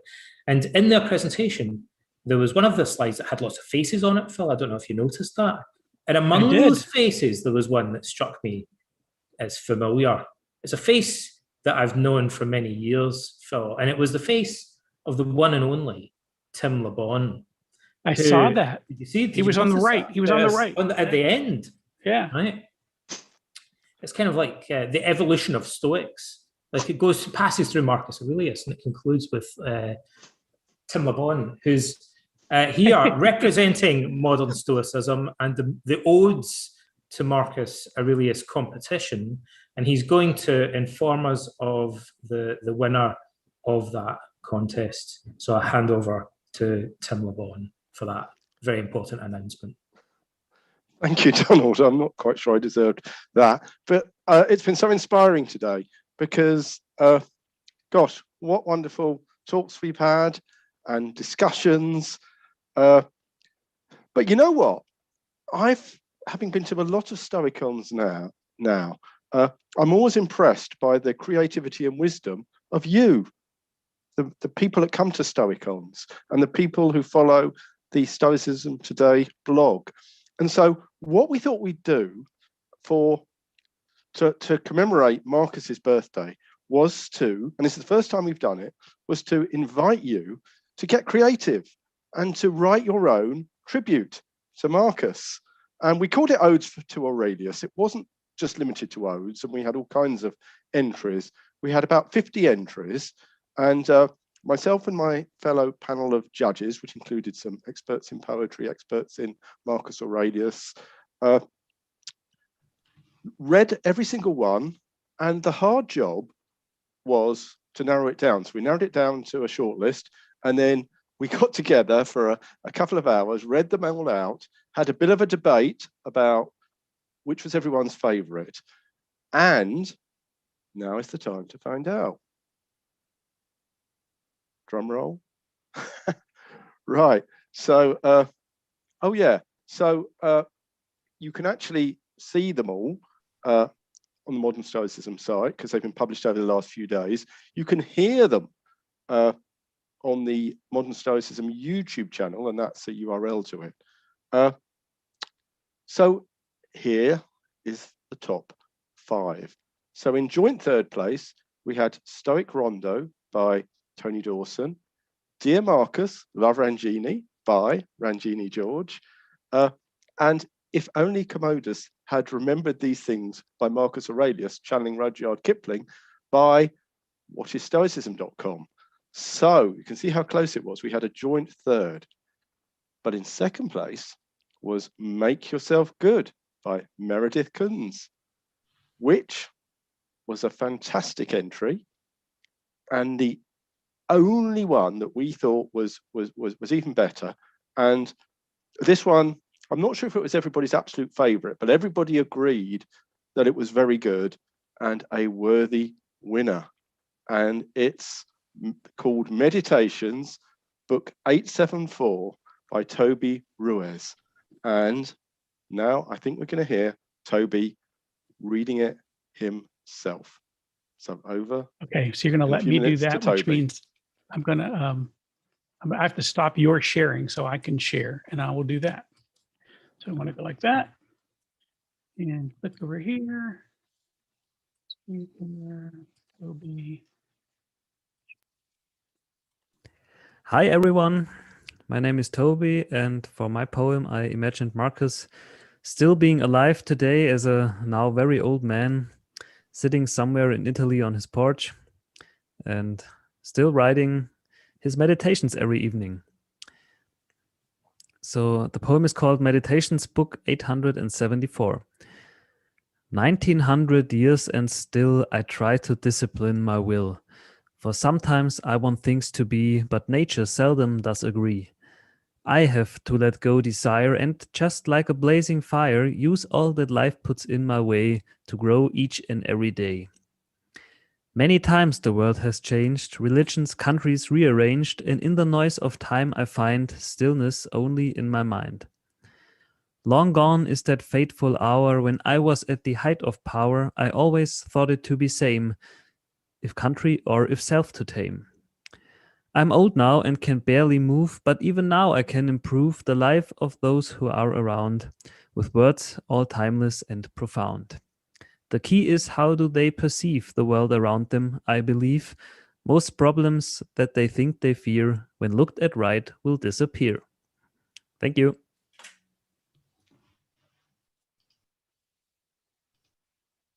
There you go. Thank you so much, Tim. I think, I don't know if you had final words. Looks like you have wandered off, but thank you for presenting that. That was great.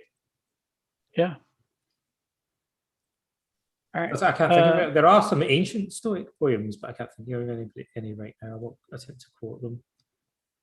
I just came up with one actually, Phil. Do tell. I wrote a Stoic song. It wasn't very long. That was it. Nice. Pretty short. Nice. So sweet. You know, you're the That's one the who best I can tricked do. me into this. Tim said, "Hey, let's do this," and I said, man, that just looks like a lot of work." And of course, he was up for it, so that's okay. But the problem was that you know, I said there needs to be a limerick. You tossed me the first line, and then I wrote the limerick after that, because, you know, I can't let a limerick go by. I've got to add that to my list of things I do. So that showed up as a demo. Now, obviously, I can't make the list. All right, let's see who else is here. All those recordings are on the YouTube channel. Just to remind everyone of that, if you want to go and check out the rest of the entries, from what I understand. Right. All right. All right. So I am reaching out to everybody I can find here. To take part in our Ask Us Anything about Marcus Aurelius. Is it time? That's it. Like, this is a bold move, ladies and gentlemen. So I don't know how we're going to manage this, Phil. Like, I could attempt to answer first, get it slightly wrong, and then pass it to somebody who actually knows more about the answer. Or so this is really the delegate. thing. You can actually, so first I need to make sure these cats can unmute themselves, which I think they can, but if not, I'll go around and take care of that in a second. See, unmute. No, he says no. So here we go. I'm pressing buttons. Everyone should have one. Happens. Yeah, Right. good. Try There's pressing the buttons Robin harder. Waterfield. What happens There's if you press the buttons harder? John Seller, Chris, go. Yeah, press them harder. That's a good way to do it. It's Tim LeBon again. I got to unmute him. So let's see. I know we've just kind of, let me give a little quick recap of what we got. So we have 1,860 some tickets sold. In this call, we've had up around 500 people. We've had another 150 or so watching on the YouTube channel as well. So Thank you for drawing all these wonderful people together to talk Hopefully. about Marcus's birthday. But we didn't do a cake because we were afraid it would be a fire hazard. 1,900 candles, that's a lot. Too many candles. It would be like a Roman Plus, you would have to funerary eat the pyre. cake all on your own. So True, there'd be that about it. cannot be shared. So let me, one of the questions, and there's more popping up right here. Let me give you one that showed up earlier. Someone talked about the idea that, if you ask a Buddhist, is that a religion or a philosophy? You'll get different answers from different ones. And the question is, if you ask Marcus or other Stoics, is Stoicism a religion or philosophy, or is it both? I'm gonna have a go at answering that, and I think there's scope here for a number of possible answers, and one would be, how would the Romans conceptualize what a religion means? Probably differently from us anyway. However, I would say that Marcus would say that it's a philosophy, because it seems to me that the Stoics believed that what they did was philosophy in the Socratic tradition and in the Socratic sense of the word, in that it was based upon reason and actually the Socratic method of questioning, which we see Epictetus doing in the discourses. Ariane actually transcribes him using the Socratic method of questioning. And so that's unlike most religions, I think, which are normally based on faith, tradition, or revelation, rather than that kind of radical, rational self-questioning of your fundamental assumptions. And I think that really marks the difference between philosophy and religion. So that's my view, but I'm sure other people might come up with an alternative take on things. Yeah, I think I would broadly agree. But when you read Epictetus in particular, that there's a very strongly religious flavor to the discourses, more so than with Marcus. But I think you're right, because they're separating out the daily practices they do from the God or the gods. I mean, it's a different thing. They're saying, they're talking about issues about whether or not it's worth praying to the gods. So the gods are a separate issue. They're not part of your philosophy or your daily practice.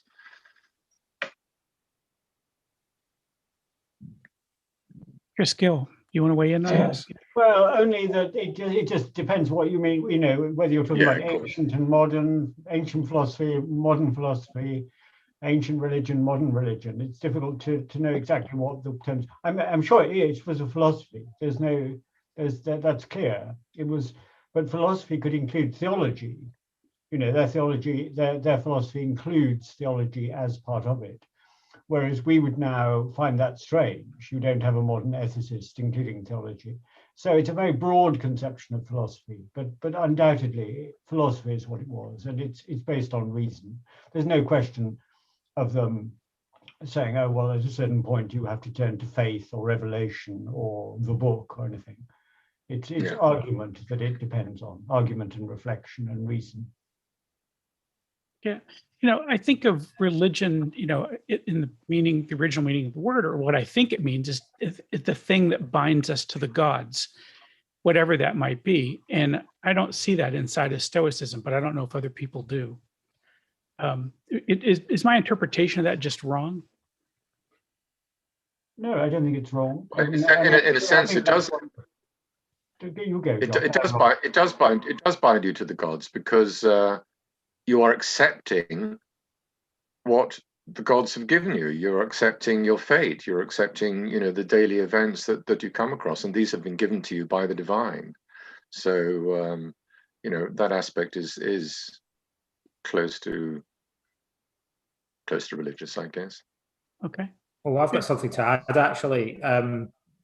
You've kind of inspired me with some thoughts about it, which is, I think, just historically, for some of the people who are tuning in that might not be aware of this, obviously, as Roman Emperor Marcus occupied the office of Pontifex Maximus, and so people might not be aware of that he was responsible for Rome's religious ceremonies and was really into that. Actually, Marcus seems to have been a bit of a nerd about religious symbolism. We can see that in the letters to Fronto. He took it very seriously, and from his youth, he was involved in the College of the Leaping Priests, the Salii, And we're told that he was very passionate about that as well. But he also, I believe in the Meditations, says that the true priest of the gods is somebody who follows Stoic philosophy. And I think the Stoics would say that true piety perhaps consists not so much in the outward performance of rituals, which would have varied in different parts of the world and between the Athens of Zeno and the Rome of Marcus, but rather in the cultivation of virtue. I suspect that Zeno had said that the way that one really expresses piety is by emulation of the gods and the cultivation of virtue, rather than rituals and chants and so on. Yeah, good. Another question that came out of the chat was there any evidence that Marcus reread his own meditations, that this was a book that he went back to and read them as well? I've never heard anybody ask that before. The closest I can think of is the passage in book 1 where, I mean, obviously the whole of Meditations looks like he's there are certain ideas that he's recycling. And an obvious one is where he talks about Antoninus Pius in book 1. He does that elsewhere in the Meditations. So it kind of looks like this is an exercise that he's maybe gone over several times in his mind, in which case perhaps he has reread his previous notes. Also, just as a total aside, a tangent, I completely forgot about this. I should have mentioned it earlier.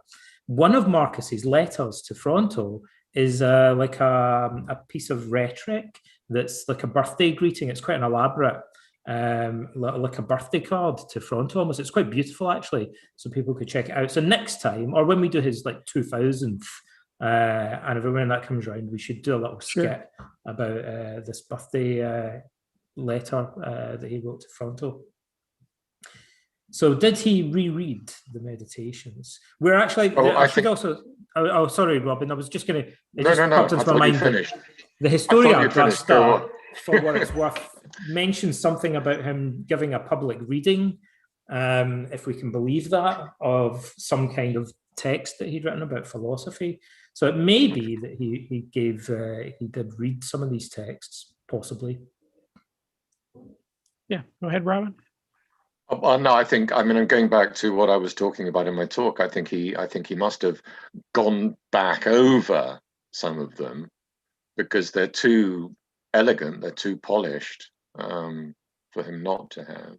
And that was the whole point of some of them, but they were reminders, you know. So yeah, he definitely reread.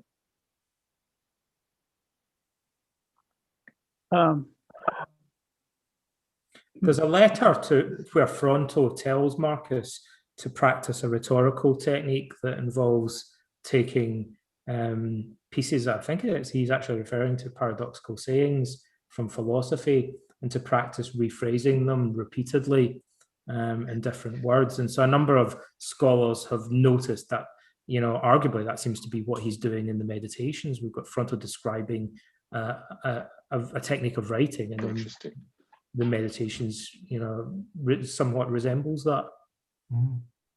He also said, because Fronto says you need to do rhetoric and philosophy, because philosophical paradoxes like those of the Stoics are often poorly articulated.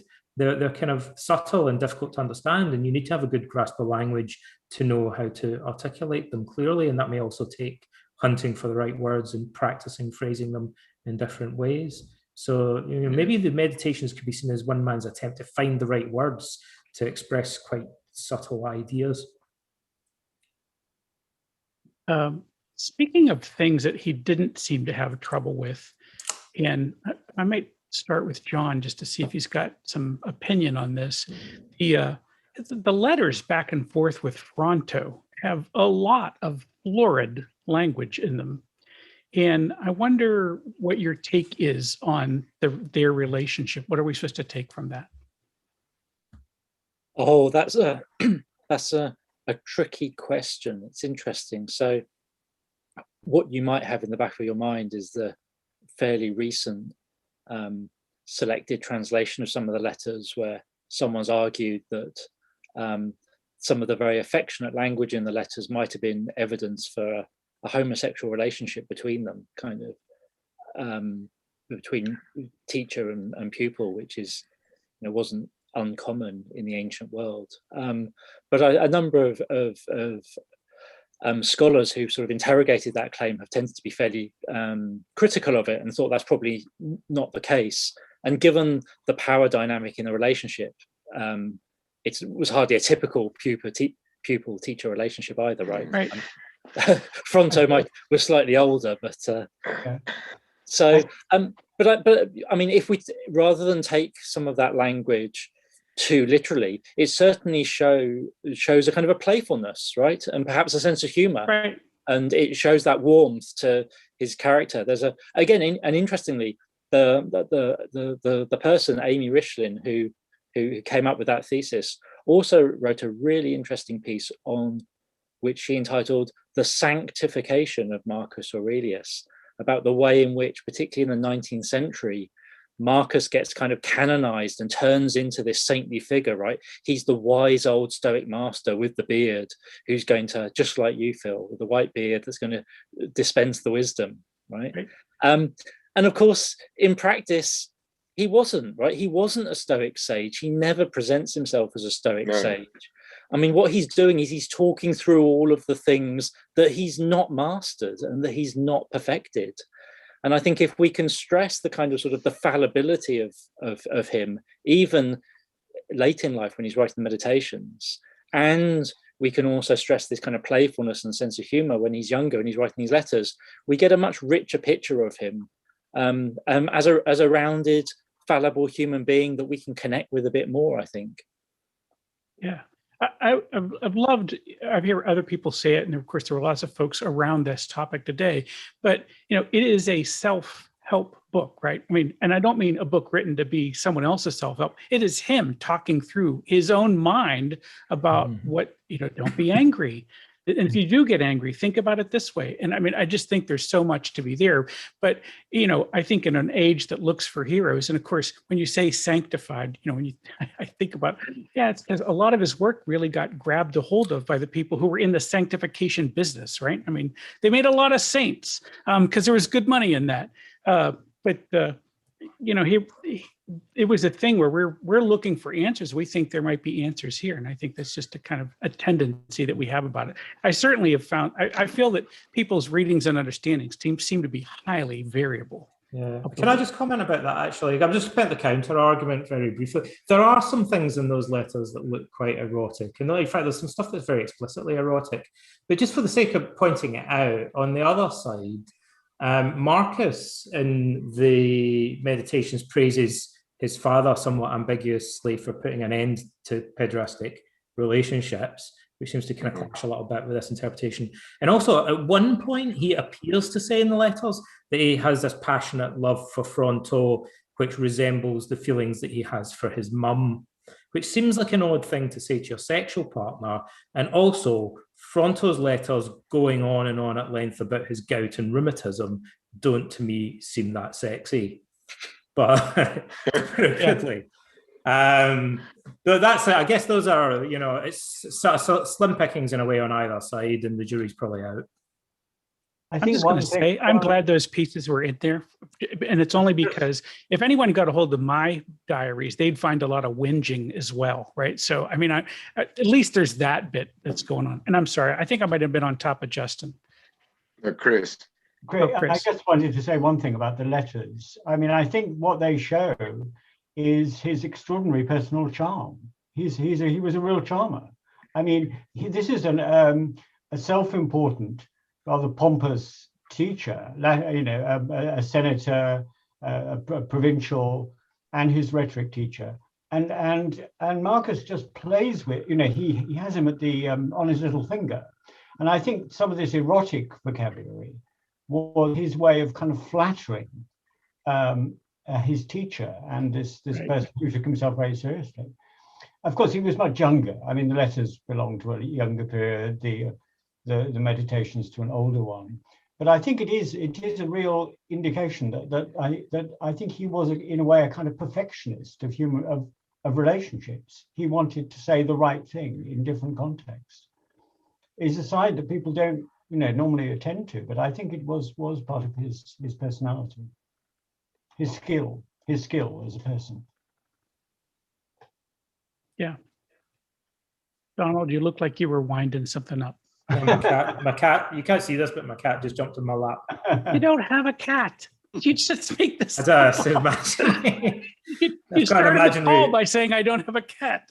I don't know if you can. No. You do have a cat. Yeah. Just to vindicate myself. I have 3 cats. Excellent. Is there something missing? I want to start this with Chris, I think, because I know I just love being around folks who spent so much time thinking about this. There's some bit or some fragment of a thing where we know there's some piece of work by Marcus that we wish we had access to, but we don't. Or that you said, man, I wish I could have seen this or read that. If I could go back in time and read one thing, what would it be? Sorry, do you mean, are you asking whether we know some work of his that we've now lost? Right. I don't know that there is, that we do have that. Any other? There are other notebooks, Chris, that he refers to at some point. Yeah, but we have no idea. But he talks about the selections from history he was making. But we've no idea whether these were worth anything. I mean, no, that's a different issue. And if we look at the meditations for the historical figures he refers to, like the main person I think he mentions is Alexander, apart from philosophers. Like I think he mentions Alexander the Great several times, kind of unsurprisingly. He has very kind of conservative, I guess, interest in historical figures. So he talks about Julius Caesar a couple of times, and the first Augustus, and Alexander the Great. So it makes us wonder perhaps if he was to write a history, if those were the figures that he would have included in it. And if so, the stuff he says about them in the Meditations is actually very critical. Like he kind of sees Alexander the Great and Julius Caesar as warmongers and kind of criticizes them from a Stoic ethical point of view. So maybe in a sense, it would have been interesting if he'd published that history, because it may have been an ethical critique of them. It may have told us more about his political views. Excellent. Well, I think we're wound ourselves out of time here. I don't want to keep everybody forever. I know that at least where Robin is, it's pretty late already, isn't it? 10:30. 10:30. See, I would be well in bed by then. Well in bed by then. Thank you all. I'm going to tell you, I'm going to do a thing that we did at the beginning of the call. I'm going to do it one last time for everybody who's here. I think these folks have done a wonderful job in presenting today. So I'm going to allow you to unmute yourself and say thank you here at the end. So I press the button so you can do it. I'm going to give you a count so we do it together. Ready? 3, 2, 1, go. Thank you. Thank you so much. Thank you, everyone. Thank you. Hey. Thank you. Excellent. Thank you. Wonderful. I love it. Listen, I would have tried to sing happy birthday, all of us together. It just doesn't work. No. Tried to do it on a Zoom call. It's an abomination. All right. Thank you all for being here. Thank you to our speakers. Thank you for being our audience. And we'll follow up with emails and links and all this that you need to see from us. Bye now. Thank you. Bye-bye. Bye. Bye, everyone.